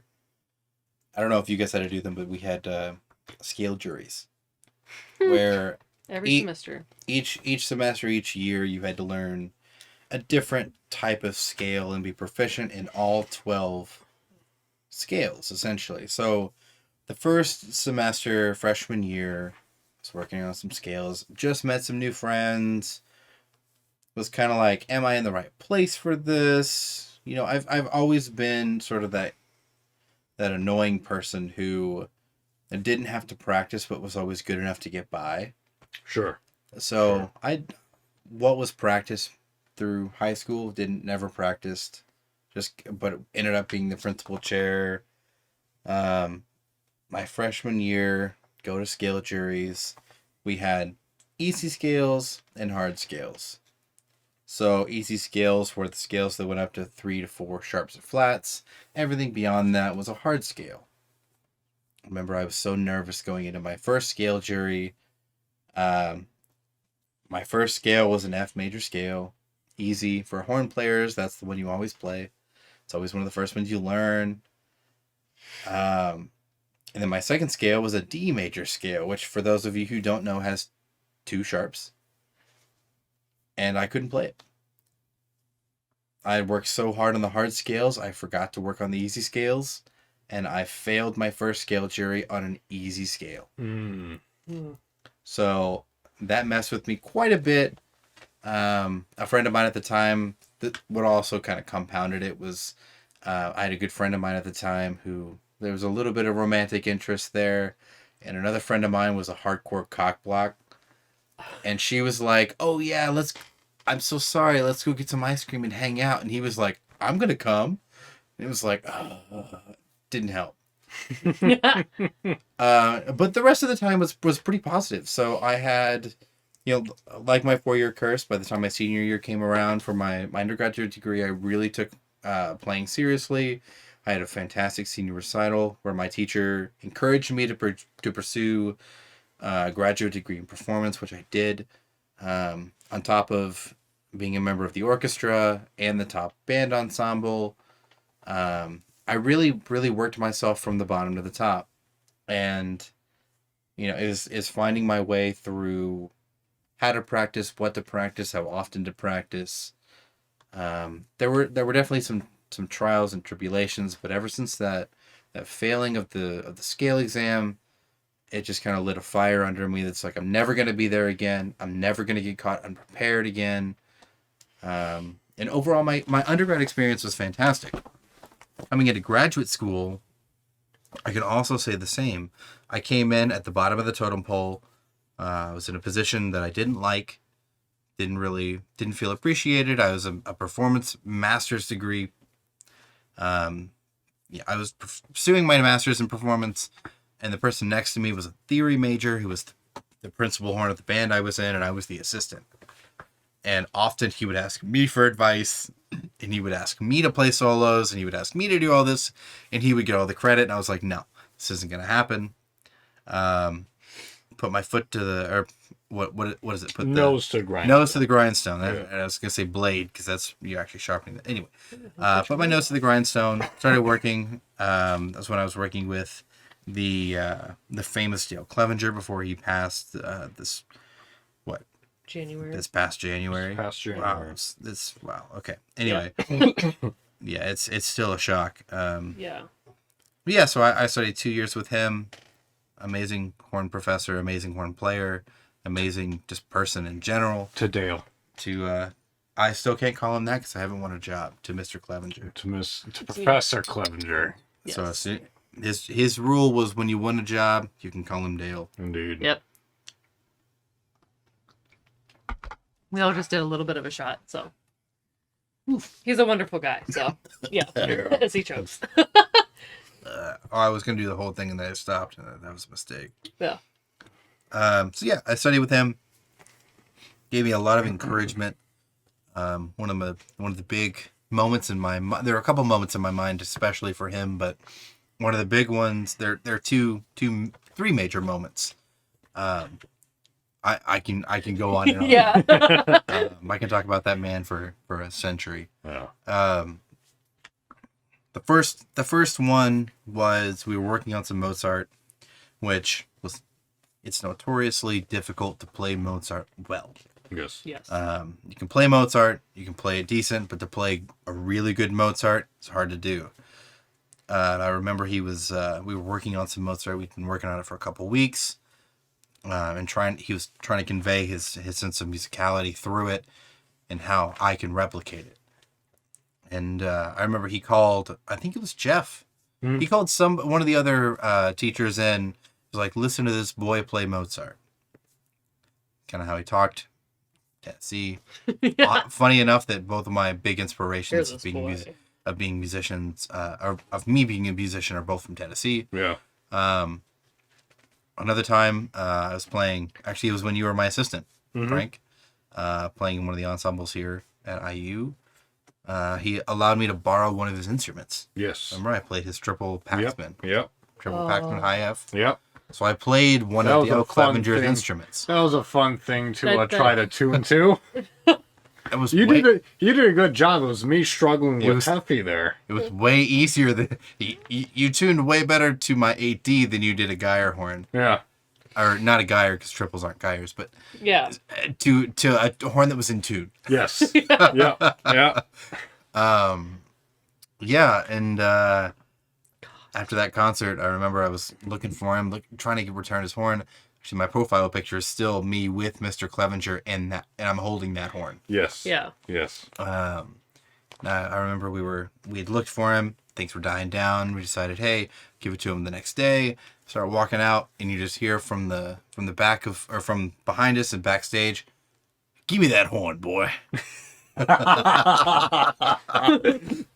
Turn around, and the grin on his face of just being so pleased with what I did and being just a proud teacher. And then the last one was at my senior performance, which was in February of 2020.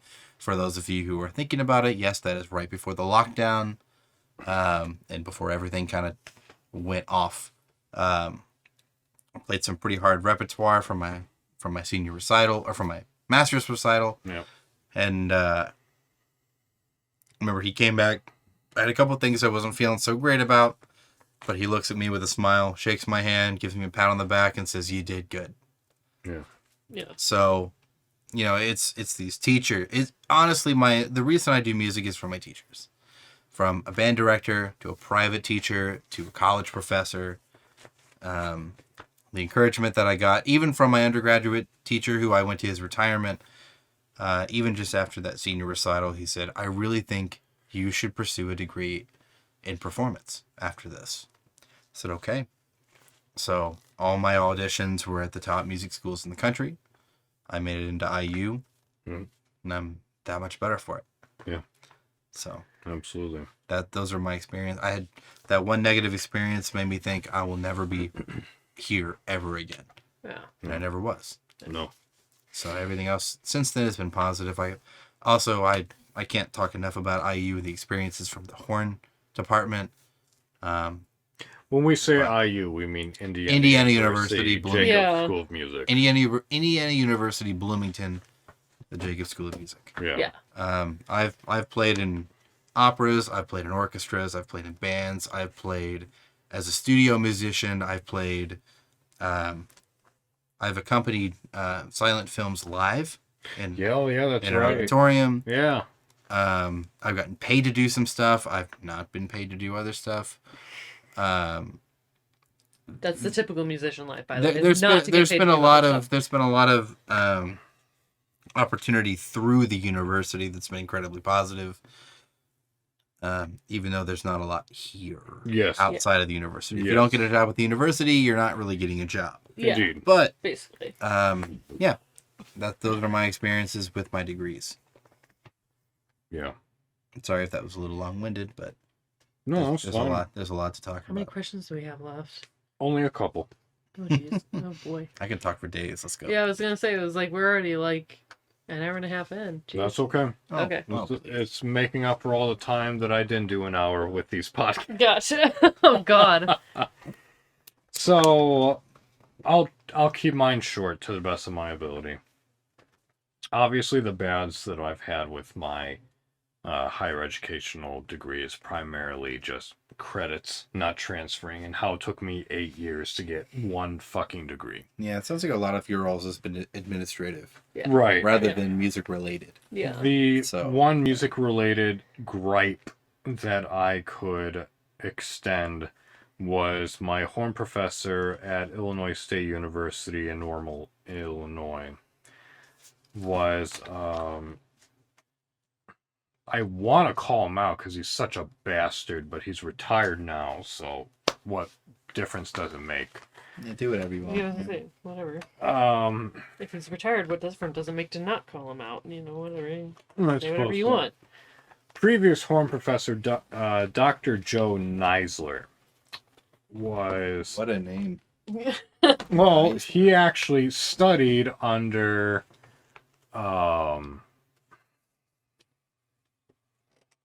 Farkas. Oh, Phil Farkas? Yes. Damn. Okay. He studied under Farkas, and he actually knew Clevenger when Clevenger was a student under Farkas as well. Interesting. So, the thing about the man was that when I went in as a prospective student, he was like, "Oh yes, come in, let's talk, let's play. I'll have you sit in with an ensemble so you get a full feeling of what rehearsals are like here on a daily basis. After that, come into my office. I'll give you a full-blown hour lesson. We'll evaluate yourself as to where I feel you should do and this and that." And he was playing his horn. He was referencing articles about Clevenger and Jacobs and Farkas and just Phil Myers, anyone and everyone who was reputable and just essential within the horn universe. He was making reference to, and he was attempting to apply, which is why I have a bunch of those breathing instruments that you see off to your right, is because they were requirements under his tutelage. When I said, yes, okay, this man seems as if he's knowledgeable, he's obviously demonstrating, he's capable, he has I think he got his doctorate from IU, so let's go. He obviously knows something. Once I got in there, it turns out that he's had a busted lip for over a decade. He was only fronting something to me so in order to get me in, and the man hadn't had a single original idea. He was just a parrot. Regurgitating. Of the greats. And his excuse to all that was, well, if it was good for them, it's good enough for me. The man also didn't believe that I had sleeping disorders and was believing that I was saying that I had sleeping disorders for the sake of being lazy. When I was 3 hours away from my neurologist to give me prescriptions for my restless leg syndrome. I could not see him because I could not afford to lose a weekend to drive up to my hometown and drive back to Normal in order to see my doctors to upgrade my prescription.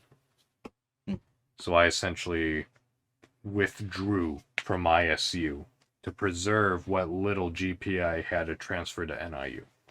Dang. Once I transferred to NIU, though, I was top dog horn player the entire time that I was there. Principal horn of the top band and the orchestra.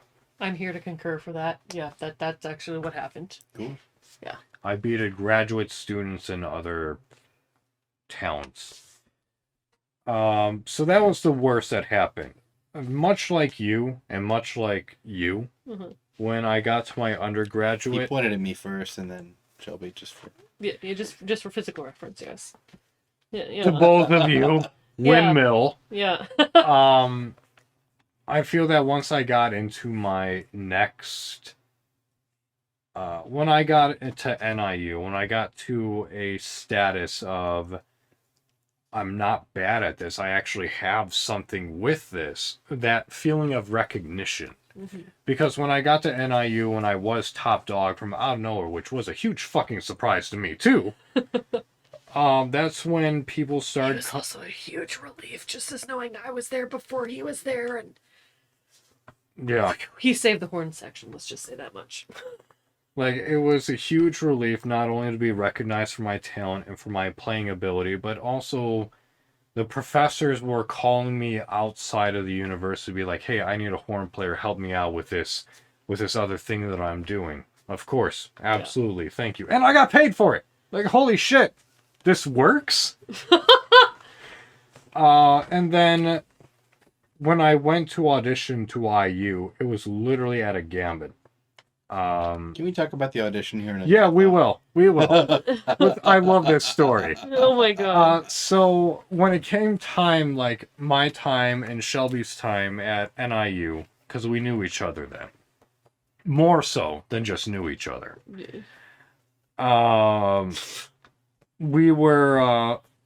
I was thinking to her, I was expressing, like, what am I going to do? I want to go to graduate school, but at the time when I was filling out, like, graduate applications, I was so bogged down with my last semester, putting on 2 recitals, finishing up not graduate courses, but just final courses, this and that. I had no time. He was taking acting courses, too. Yeah, I had no time to, like, audition and apply to, like, graduate schools in Illinois.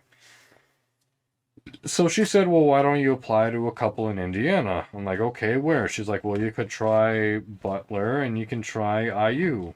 And a part of me scoffed at IU. I'm like, I'm not good enough at IU. Plus, the place is toxic there. People intentionally disrupt and destroy other people's instruments in order to get a lead upon their competition. That was just a rumor. Apparently that was like a decade or 2 ago. Yeah, I also had a similar mentality with IU in that even in a summer program, there were 3 of us from the same university and one person from IU. She happened to be the principal of the section. So that didn't help the case, but getting to know her through that trip was very much like, oh no, okay, this is actually what IU's like. Yeah. Which is why I applied. Yeah. Gotcha. But her boyfriend, on the other hand, was like, dick. And he's also like he's a trombone player at IU. Oh god. Not anymore, I don't think he was. Yeah. But I went. I auditioned at Butler, and I was accepted as a graduate student right off the bat. Like, yeah, right there, then and there. Mm-hmm. Yeah. And then I said, I can't accept this just yet. I still have an audition at IU. And like Brandon, yeah, mind you, I was there at his IU audition. So yes, you were. So the 3 of us here actually we were all there. We were all met there at the same time. So it was the last weekend of the audition cycle at IU. The last day. The last 2 auditions of the last day. Yeah. I was the very last audition, and Frank went right before me. And if I could set the scene real quick. Yep. Please do, and I will set it from my perspective later. Yeah. Shelby and I, at the time, were dating. And I don't remember what you were dressed as. I believe it was semi-professional. Yeah. At the very least. Yeah. I was dressed in a 3-piece suit. My hair slicked back. You took your jacket off, though, I think. Yeah, it was a vest. It was a vest. But there was a pocket watch. Yep, yes. I remember the chain.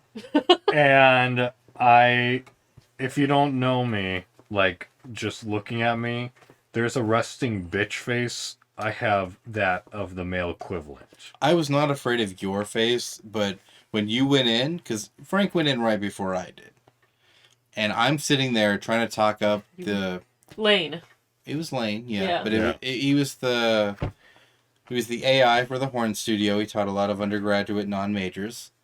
I was trying to talk him up. He was proctoring all the auditions, and I was chatting like, "Hey, what to expect?" And blah blah blah. And I look across from me, and there's just Shelby. Now Frank talks about having the male equivalent of RBF. Shelby is the embodiment of RBF. Yes, I win. Okay. Shelby looked like she was about to strangle me through the wall behind me. Like she was going to phase through the wall behind me at the one brick she was staring at, reach out from behind it, and slit my throat. And I was like, just talk to Lane. Just ignore it. Ignore this man who looks like he's already a professional. And good fucking luck. But anyway, I have a little more to talk about in a second, but you keep going. I will say this much, that I was mostly focused on listening to him. I was not set on, like, making you. You were staring at the wall behind me. Yeah, but I was not was looking at me, but right next to me. Yeah, It was freaky. I was listening to him. That's what I was doing. I was listening to him because I knew he'd ask. And so that's why it's like, okay, it wasn't intended to be anywhere demeaning or insane towards your side, but that's... Yep. I find that funny. There was a demon sitting across from me. I mean, it could be right next to me. I don't know. But to hold that off just momentarily, good news if you haven't gathered already. Both of us made it into IU. We did. Both of us made it into Clevenger's studio. We did. And I think the first week, once we realized that, we just immediately started talking to each other. It was an immediate friendship. Yeah, we haven't stopped since. Yeah. No. Been in Bloomington for 4 years, and you found out I can smile.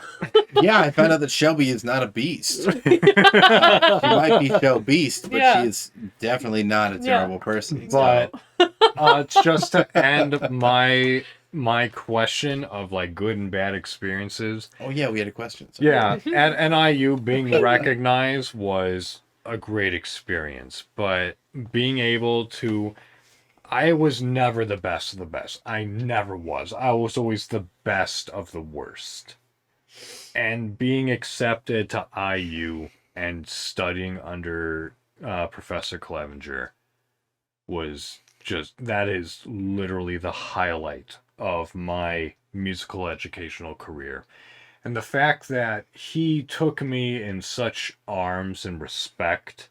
and the fact that I could cook that man a couple of dinners and even do like simple tasks because he trusted me to like pick up some groceries for him and pick up his prescription. I lied to a pharmacist and said that I was his grandson. I was there. It happened. But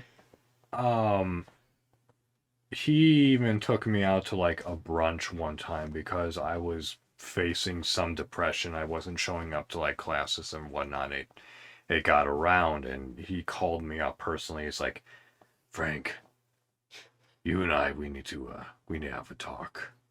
Are you available tomorrow afternoon? And of course you're not going to say no. Not to other people. No. So, I mean, I cannot tell you how many Dr. D's with extra everything and extra everything. Yep. Yeah. That I picked up for him. Yeah. After he would like call me or text me before my lessons. He would ask me after my lessons to bring it back for him, and he'd pay me and say, "Get yourself something." Yeah, and it was always more than was in. And I never did. Yeah. You know, just he's. He was a wonderful man. Like, it's one thing to study under him, but then to just have the ability to be like, yes, he was my mentor, but he was my friend. Mm-hmm. And I think that says so much more and gives so much more of his character. Oh, yeah. And who he was. Give more meaning to your own educational degree, music degree, because, I mean, he was able to meet you on a human level than a God versus plebeian level, you know? Well, honestly, I remember my first lesson with Dale Clevenger. Now, with my curse of the 4 years, whatever I've been calling it, I've only ever taken music seriously my last year of high school and undergrad. So part of that is I didn't know who anybody was. who was of any status. Sure. So I remember telling my stepdad, yeah, I'm gonna go to, because I remember I saw Jeff Nelson. He came to University of Kentucky during the 10-year accreditation, and he was a part of that, and he performed, and I was like, oh my God, Jeff Nelson is a beast. I've never seen anybody play like he does and perform magic like he does. The dude is a fucking beast. What's on the ceiling? And yeah, his house has got a lot of little like card marks in the ceiling from like suck cards. But yeah, I remember I was like, I remember applying to IU, and I was like, I want Jeff Nelson to be my primary teacher. Yeah. I didn't get Jeff Nelson. I got Dale Clevenger. I was like, who is that? I had no idea. I was like, yeah, I'm going to study under Dale Clevenger. And I remember my stepdad, who's a band director, was like, wow. Oh my gosh. And I was like, yeah. I still don't know who that is. And I remember asking, being from Illinois, he knows. Oh, I'm sure. And I remember asking when I got there, I was like, yeah, where's Mr. Clevenger's studio? He's like, whoever I asked was like, oh, you can't miss it. It's on the first floor. It has his picture on it. I was like, that doesn't help me at all. I remember I was wandering through the hallway. I still had a fixed bell instrument. I was carrying it like a suitcase. Mm-hmm. And I was walking up, and Mr. Clevenger walks up to me. He's like, you looking for me? And I was like, I think so. Didn't know what he looked like. I wandered into his studio that said Dale Clevenger on it, and he walked in. I was like, I guess I was looking for you. Yeah. And then, as soon as I realized who he was, and he played for me the first time, and I was like, dear Lord. Mm-hmm. And not even in his prime, but like past his prime, and still sounded like a god. So, yeah. It was a different animal, different game. Yeah. But yeah, I wish I could tell him now that story, because I had waited. I'd never told it to him. I was gonna wait till I got a job, and we'd laugh about it later. But, yeah. Oh. He'd laugh about it now. Oh, Yes, he would. He'd laugh about it. He'd laugh about it now. Yeah. Are you looking for me? I think so. Who are you? Friggin', being from Illinois, like obviously, and especially both my parents, being born and raised in Chicago. Yeah. My father, when he went to DePaul University, he was studying under Victor Ite. Mm. And Nice. Clevenger knew Ite. Yeah. And I even asked Clevenger, Clevenger, in one of my lessons, I'm like, hey, so back in the day, my father was a student of Victor Ite of the CSO. He's like, oh, yes, Ite is, of course. Got drunk with him like, multiple times. Yeah, probably. Like, did you know him personally or just knew him? He was like, oh, well, I knew Ite. I knew his wife, and I knew how they both escaped from the concentration camp in 1943 when Hitler invaded Poland. I'm like, shit, this is getting serious fast. Clevenger, calm down. Yeah. So I've been playing some Mozart, and can we focus on that now? Well, yeah, friggin' Brandish. I did not know this until Clevenger said this, but Brandish on both his wife and Ite worthy. Wow. Yeah, the numbers on their wrists. Jeez, your dad never said anything? I don't think he knew. I mean, But Clevenger it being did. right. But Clevenger did. Anyway, this is turning into a podcast about Clevenger. So. Yeah. Bottom line, we adore the man. Yeah. We wish he was still with us. He was an incredible teacher from our time with him, and we were supposed to. So here's my. I will still only ever call him Dale when I win my first job. So Yep. Here's the other thing when I win a big job. Yeah. Yeah. Here's the thing. Just lastly and briefly with Clevenger, he recognized my ability. Not as a musician. He knew I could be, but he also recognized simultaneously how I could be, in his words, a heavy, which was like a bad guy on film. In a movie. Okay. Well, can we just pause for a second? Yeah. And anytime that Frank came up in conversation with Mr. Clevenger, his voice would drop 3 octaves and go rah, rah, rah, rah, rah, and try to imitate Frank's low voice. Now, Mr. Clevenger had that like old man low voice. Yes. Yeah. But not Frank's low voice. Frank has a radio voice that is low. Yeah. And it makes sense. It works. And Frank would introduce himself. I remember sitting in one of our studio recitals, and Frank walked up and was like, "Hello, my name is Frank Pador. I'm gonna play this." And I was sitting maybe a row or 2 behind Mr. Clevenger and his wife, and he turns to her and goes, exactly. And it was hilarious. It's the same thing. It was the fucking recital. I went to it. I was wearing like a nice spring little dress and like 3 or 4 rows, but in the center section. I was off in the side section. I think you guys were behind me. And Frank goes up there and he starts to talk. And all of a sudden I see Clevenger lean over to his wife and goes, I'm like, what the fuck? Clevenger loved Frank's voice. Yeah. Yes. Wholeheartedly. He did and it. like Giovanna's like giggling, like, He did it in total love, and it was, he adored it. He really thought it was unique and special. That's why he did it, I'm sure. But,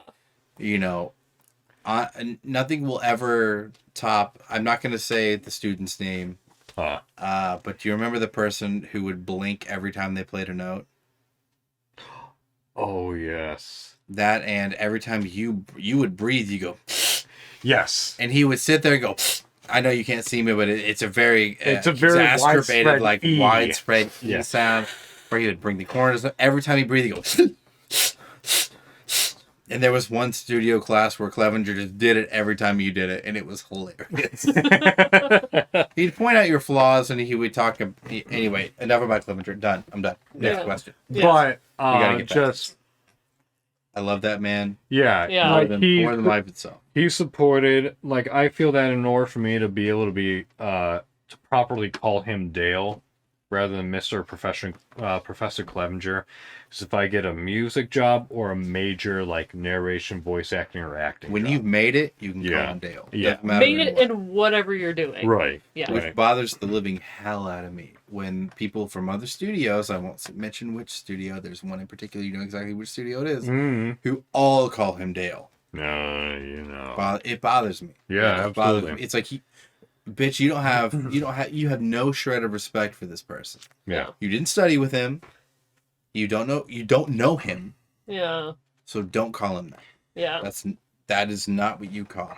So here's the last, potentially second to last question for all of us is, how could universities better prepare music majors for the real world? I can go first if you want me to. Go for it. Student teaching sophomore for junior year. Do not wait until the last year of your degree to student teach. I went through 3 years of gen eds, child psychology, and child psychology, really? Child psychology. Yeah, okay. that was a class. We had to learn about how children learn and how they think and how they operate. Now, that led to a lot of teaching is manipulating how a child thinks. Not in a negative sense, not in a manipulative sense, but in a, how to calm a situation, how to understand their feelings, and that type of thing. But so like de-escalate. De-escalation, yeah. Sure. That's what a lot of it was. But student teaching, so my big thing is that by the time I was a student teacher, so I mentioned earlier that I took 4.5 years to finish my undergraduate degree. My undergraduate degree was in music education at the University of Kentucky. I took my last semester there was student teaching, so my half year was student teaching. Mm-hmm. I decided to do it that way so that I didn't have to do a senior recital and finish my classes while trying to student teach. Sure. And I could get the pick of whatever school I wanted in Lexington if I student taught in the fall versus the spring when most people are student teaching. Sure.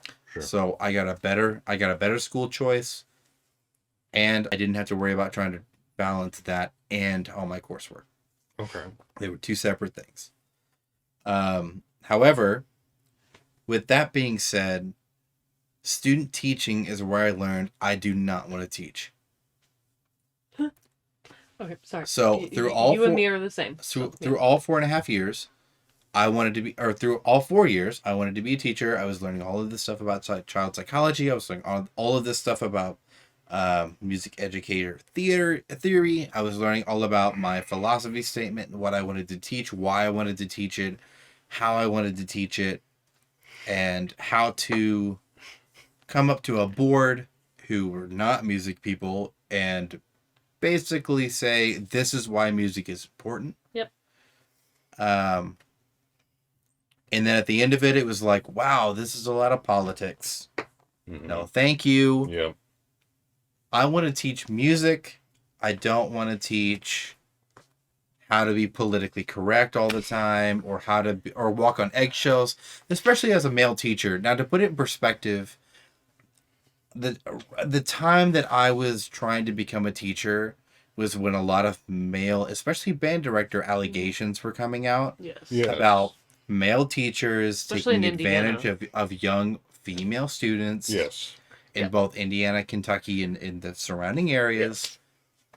I didn't want to fuck with that. Sure. That's not me. That would never happen. If any of the allegations were like that, someone would be lying, and I didn't want to deal with it.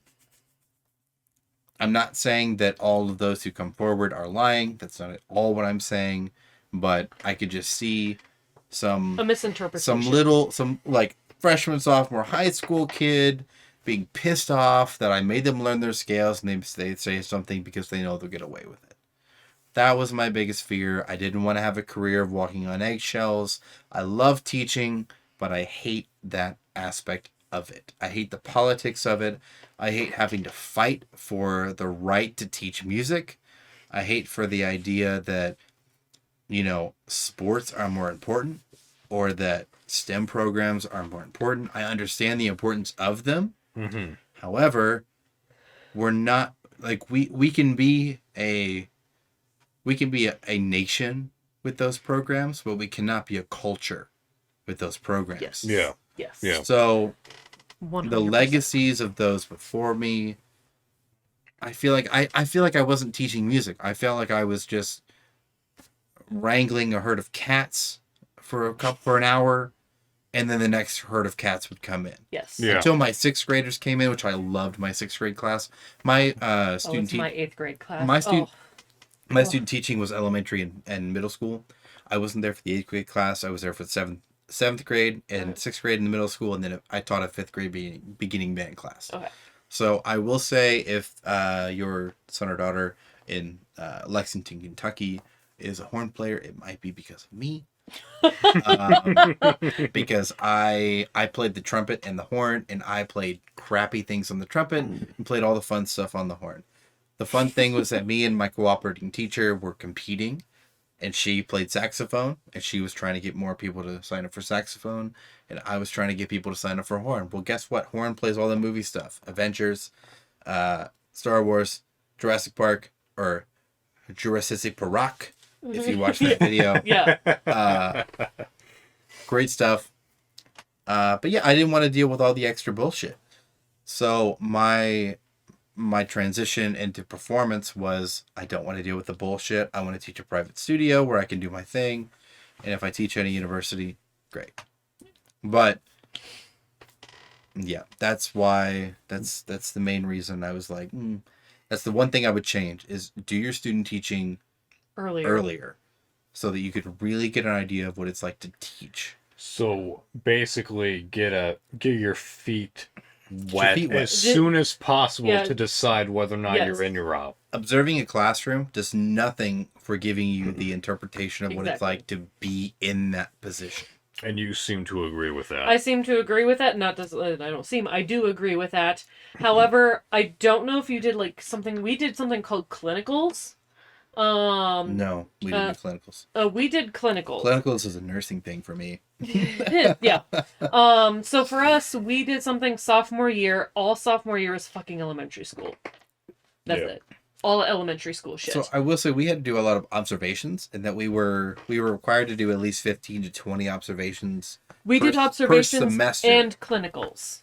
So like first semester was observations, second semester was clinicals. Clinicals we went out to an elementary school and we actually taught. Like we'd observe for like the first couple sessions and then we come up with lesson plans and teach. Gotcha. I felt like that was a super big invasion on the teacher themselves, in my opinion, because we were there like 2 to 3 days a week. Yeah. To me. It's destructive. Yeah. And we were there for like 8 to 9 weeks. Like that's just fucking destructive to me, in my opinion. But, you know, if we were a student teacher, that's going to be less destructive. They have plans to, you know, work with us and be like, hey, this is what we're doing. Do this with us, you know. Yeah. But we were doing, it was clinicals, you know, observations 1 semester and then actually teaching. But the thing is, it was all elementary school. I did not want to teach elementary school for the life of me because I'm sorry, but they don't need to touch my butt. And that's literally all I got. Like, I just, like, for some reason, I was like, they're hugging my leg. So you don't like Dalcroze? What? Dalcroze? Oh, my God. I'm going to scream when you say Dalcroze. Like, any of those freaking general music things, I'm like, I'm sorry. If you're a general music teacher, great. Good for you. I didn't want to do that. I wanted to teach band. Or choir. I'm not going to lie. My general music class that I took with Dr. Martina Vassal, you were amazing. I love Dr. Vassal. She is one of the greatest teachers I had in my undergrad degree, and she taught all of there are 3 major styles of elementary education. Yeah. There's Dalcroze, which I remember very vividly. I don't remember the other 2. Yeah, it's been a while. Don't remember them. Yeah, there's 2 others. But one's like a certain ethnicity that I cannot remember. But it's not an ethnicity. It wasn't Dalcroze. There's 3 of them, and one of them is Suzuki method too. That's not what I'm talking about. Yeah. There's one that's based in like games. There's one that's based in movement, and there's one that's based in something else. Yeah. There are 3. It's 3 schools of thought that are teaching music to young minds, essentially. It's minds that have not been biased by other things yet. Yeah. So most elementary teachers will do either a combination of multiples or will stick to one. Yeah. I remember Dalcroze specifically because I remember going to some seminars and doing some things in that respect with Dalcroze. However, lost my train of thought. So sorry. Yeah, you're fine. But I'm basically agreeing with you. Yeah. That yes, student teach earlier. I mean, although we had our clinicals, but I felt like because mine was an elementary, and then all of a sudden we had our entrance to music education program. Like I had to pass elementary, and all these other this extensive shit. Meanwhile, band is band. Choir's choir. But then I had to pass all these other different types of general music. I had to know all the types and specific things on how to teach it. I got like a full fucking on elementary thing, but that's not what I wanted to do. And I knew that beforehand. I mean, I got that there was other kids that didn't know that that's what they wanted to do. And I was like, but I know what I want to do. I don't need to know this shit to teach band. I will say... I mean, it helped in a regard, but I was like, if I just had like a half a semester to kind of learn this shit, I think I still would have gotten the same out of it that I did that entire fucking year. But I do agree with you that still having, like, going into student teaching, not just clinicals, but doing everything, not just elementary. That was the problem that I had, because I wasn't even accepted into the music ed program until after that year. And I sucked. Oh, yeah, no, I mean... That entire year. And I was like, that's not fair. Because I want to teach band. That was the whole thing with our education degree, is that not only did you have to be accepted into the music education department, you had to be accepted through application through the education department. Yes. So there were multiple applications to get into what you wanted to do. Exactly. And you could be rejected halfway through your degree. Yeah. And one of my friends had that happen like twice. Yeah, luckily I didn't know too many people that didn't. It was pretty much like if you had gone through and done what you were supposed to do, it was a pretty much guaranteed thing. However, I will ask you a question. Did you take any child psychology courses? I took a psychology course. It wasn't specifically child psychology, but I took two semesters, essentially a full year of psychology. Because I took like Psych 101 Yeah. or Psych 100 when I was a freshman. That was like general psychology. Yeah. But, I feel like with what you're saying with all of the education and all the elementary education stuff that you're talking about, I feel like that is, although annoying, as you've expressed clearly, I feel like it is also very necessary in teaching higher level education. But I think I would have gotten more out of having a child psychology course than having a full year. Can I disclaim one music. thing about my child psychology course? Do you know who taught my child psychology course? I didn't know. Someone who studied psychology in criminals. The psychologist that taught my child psychology course would also go to prisons and study the inmates. Like juvenile. No. Just inmates in general. Prison adult inmates. Okay. That's called juvie. It was not a child psychologist specialist or any kind of thing at all. Honestly, we had a lot of questions that she couldn't answer. But the course, obviously the course was not written by her, so she could explain the psychology behind it, but she couldn't explain the real world application of it, which came later in some other courses. Okay. The theory came in some other courses when you're actually standing in front of 50 kids. Yeah. With instruments in their hands. Things are a bit different. Yeah. Sure. But, using some of those techniques and some of the slight manipulations that you can use to change their thought process or make them think about something was really helpful. But one of the most influential classes that I took was for general music or elementary music. And not because, like, all the stuff we did, it was goofy, it was fun. We were jumping around in circles and singing songs. And we were doing the activities that we would have our elementary kids. Yeah. And it was goofy. I'm a goofy person. I thought it was a lot of fun. I was gonna say, I went to an elementary school that did not do the goofy, and so then going. I'm not even talking about elementary school. Even my music teacher did not do goofy, and so then going to college, and you're like, you have to be goofy. I'm like, that's not what I was when I was a kid. I dove into it head on, and I was like, let's go, let's be goofy. This is a fun class, and then we get done with the activity, and she'd be like, so what did we learn? And it was. I kind of went from bad at dancing. I kind of went from the student to the teacher, and from the student to the assessor, from the student to this. Yeah. And so ours didn't really do that. I mean, that's fair. Dr. Vassal is amazing. Yeah. She's also a bass player in a Beatles cover band. Nice. Yo. So she's a badass bitch. Love Dr. Vassal. I need to reconnect to her, to be completely honest. Yeah, absolutely. But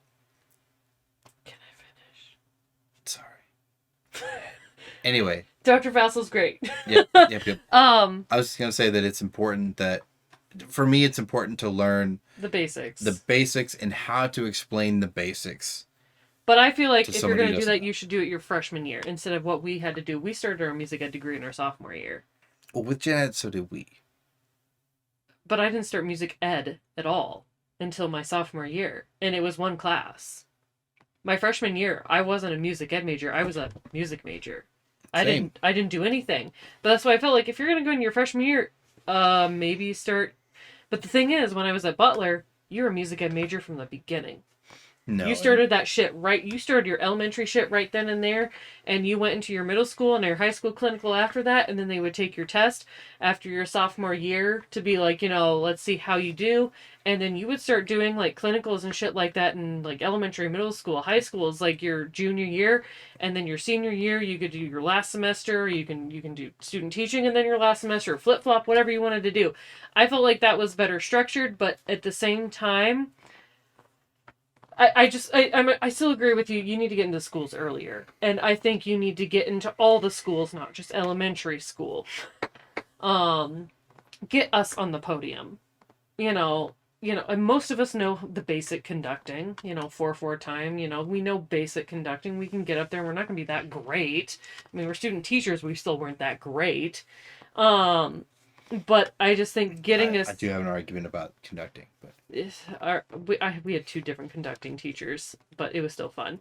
But I still think just getting us out there, getting us experience and whatnot. Like my most favorite experience was actually going and volunteering at a school to do like the petting zoo day for band. Mm-hmm. And that was like my most favorite thing.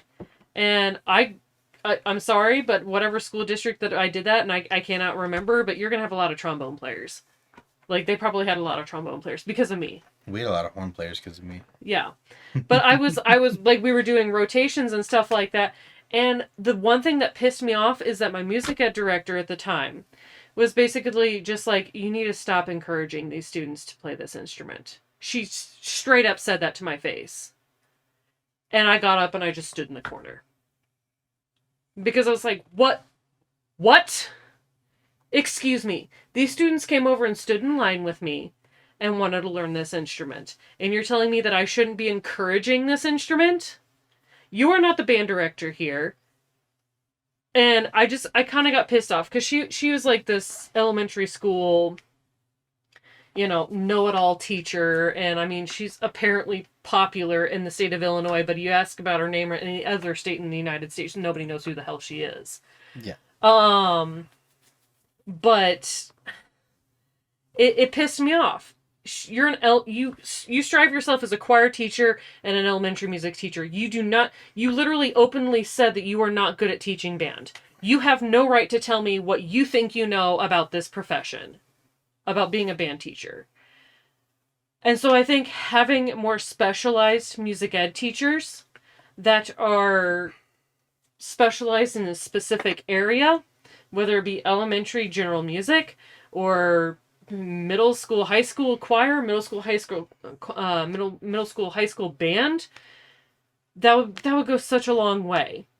Because her saying that to me while I'm in frickin' middle school tech and we're learning about band and she knows fucking nothing about it, it pissed me off. And mind you, that was also the time that I had technically 3 family members die in 2 weeks. I had my great uncle pass away from esophageal cancer, and I lost 2 cats. Mind you, one of my cats, it was essentially my, I don't know, whatever Mally is to me. She's like emotional support. Emotional support cat. Like, I had her, she died. So I was pissed off because it's like, 1, I've had a lot of shit happen in my personal life, but 1, and like 2, you cannot sit here and tell me that you know more about this when you don't even play band instruments. And she said openly, I don't play band instruments because I'm not good at them. Well, then you cannot tell me what to do. Because I'd also been running. I'd done petting zoos before. Mm-hmm. And for her to be like, you cannot encourage these students to play trombone was like, what the just. So I think more specialized teachers, like you were saying, you had like a specialized general music teacher. That would have probably been awesome for us. Yeah, my specialized teacher earlier in schools. My undergrad degree had an elementary music teacher who had already had her doctorate. She was only a few years older than us. Okay. Like in my undergrad degree, when I was like 25, at the end of it, she might have been early 30s. Yeah. Maybe, probably maybe younger. Mm-hmm. I don't know. I mean, she would encourage, or she would invite us to a local bar to go watch her cover band. Like that's cool. She was dope, but she's still dope. But like, yeah, Dr. Vassel's great. That was not ours. Ours was I'm a family person. I'm also religious, so you cannot cuss in my classroom. And I was like, well, fuck you. Yeah, so we had, and part of her class was observing specifically general education or general music.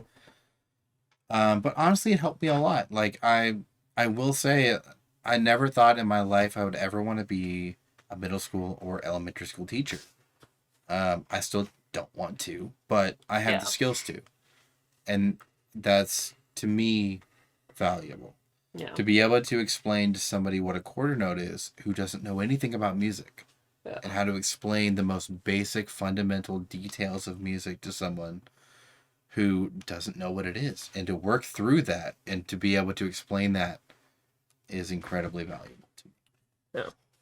Well, to answer my own question, I don't even remember the question. How could universities better prepare music majors for the real world? Because I went first. I forgot. Yeah. Yep. My answer is twofold. One, make in-state transferring credits more universal. And out of state. And two, eliminate out-of-state tuition. Yeah, it was bullshit for me because I got a scholarship to make it as low as what yours was when I was at NIU. So yep. What the fuck was the point of that then? I got in-state in Kentucky and at IU. Yeah, well, we all know why. Bastard. I'm a bastard. But actually, it's pretty accurate. That would be better for music majors in the real world because debt and finances. Yeah. But that's my simple answer. So, final thoughts before we close this podcast, because it's been going for about 2 hours now. Yeah.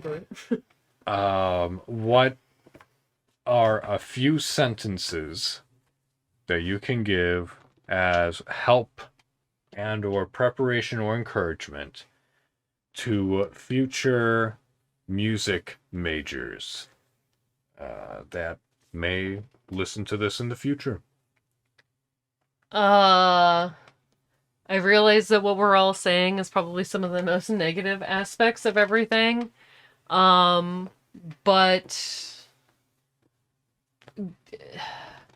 whatever university, especially if you're going into undergrad, I mean, because especially if you're going to music ed, it's going to be probably undergrad that you're going to learn all this stuff. Talk to students, current students at the university to kind of get how they feel and what they believe. And I mean, don't just talk to one, talk to like a handful of students, because I think you're going to get a better idea of what's going on. I mean, if this is even possible, it's something that, if you talk to the music ed director of the school, be like, I want to go here for music ed. You talk to the music ed director, be like, can you, ask some students and just have them, blindly, you don't read it, but I want to know what they have to say. Because I think it would be better so that the students didn't know that the music director was going to read it. But I think just find out from the students what their experiences are, and just if you're planning on a lot of free time, don't. That doesn't really exist in the music ed world unless you're like me and who extremely scheduled herself out so hard that I basically was free from 8 p.m. on unless we had a concert. So, just unless you want to schedule yourself hardcore like I did, you're going to be busy. And just get really good at practicing and practicing efficiently, especially as a music major. Get good at practicing efficiently. And when I say practicing efficiently, that doesn't mean sitting in the practice room for 4 hours straight. Get good at practicing efficiently. Because that's actually a very invaluable ability to have, especially as a music major when you've got tech classes and all this other shit and gen ed classes that you have to deal with homework with. Just learn how to practice efficiently. It'll actually help you in the long run. Brandon? Yeah, I've got mine down to just a couple sentences here. Number one, find what you love and pursue that. If you love music, then great. Go for it. If you love music education, go for it. But number two is be open for that to change. Mm-hmm. For me personally, I love teaching. I will always love teaching, but I love performing. It took me a long time to realize that. It took until my senior year of my undergraduate degree to really realize, I like this teaching thing, but I really love performing.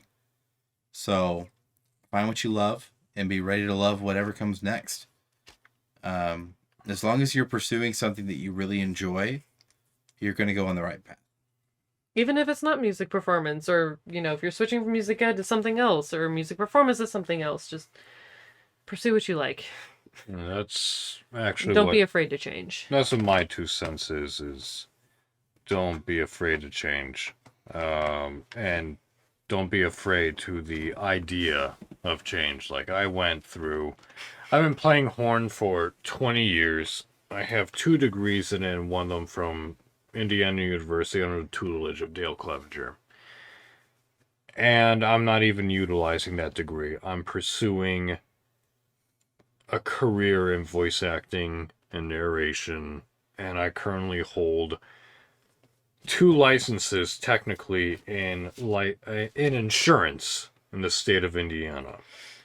But the thing is that everything that I learned as being a music performance major applies unanimously throughout all implications of life. Mm-hmm.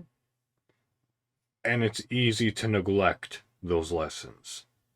So take whatever life lesson, whatever major you're learning, and apply it to different aspects of life, and you'll be amazed as to how unanimous life actually is. So, with that said, that is the end of the FSOF podcast. Don't forget that you can email the podcast at fsofpodcast@gmail.com. Please submit topics of interest, articles that you find interesting, or just say hello. I always appreciate that. I also would like to thank my guests, Queen Shelby, an Avenger with 2 R's, Shelby and Brandon, for joining us on this probably overdue conversation. Yeah, and also email about how much you want me to come back, because I know how much you love me. I'm always here. So. My not as low, but also soothing voice and well-articulated points of conversation. Indeed. Not bragging, but no, I'm just kidding. I mean, all right, so here's y'all's chances. What is your primary points of interest, and where can people reach you at on social media?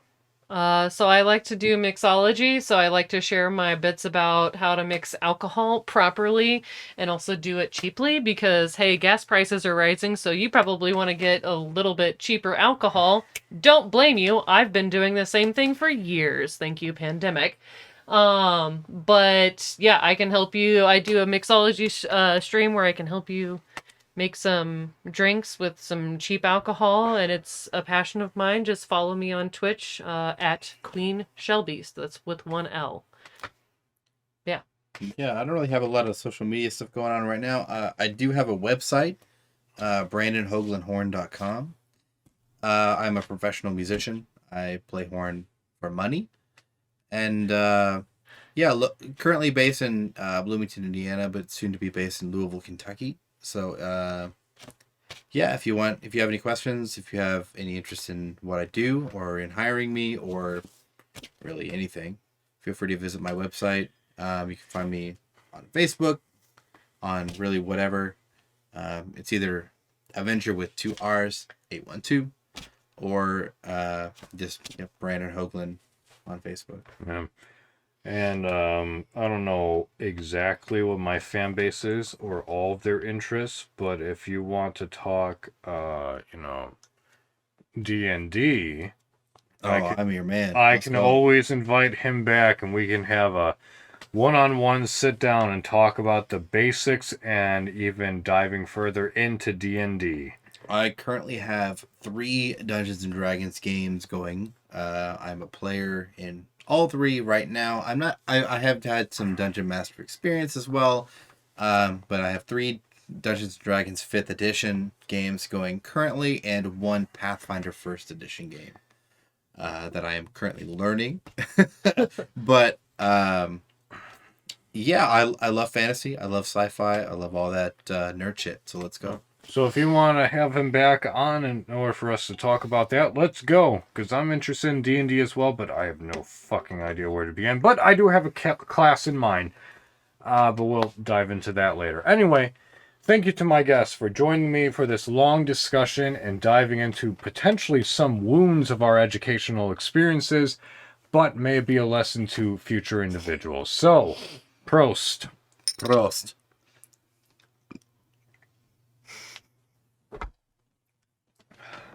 Sippy sip. So, with that said, thank you, everyone.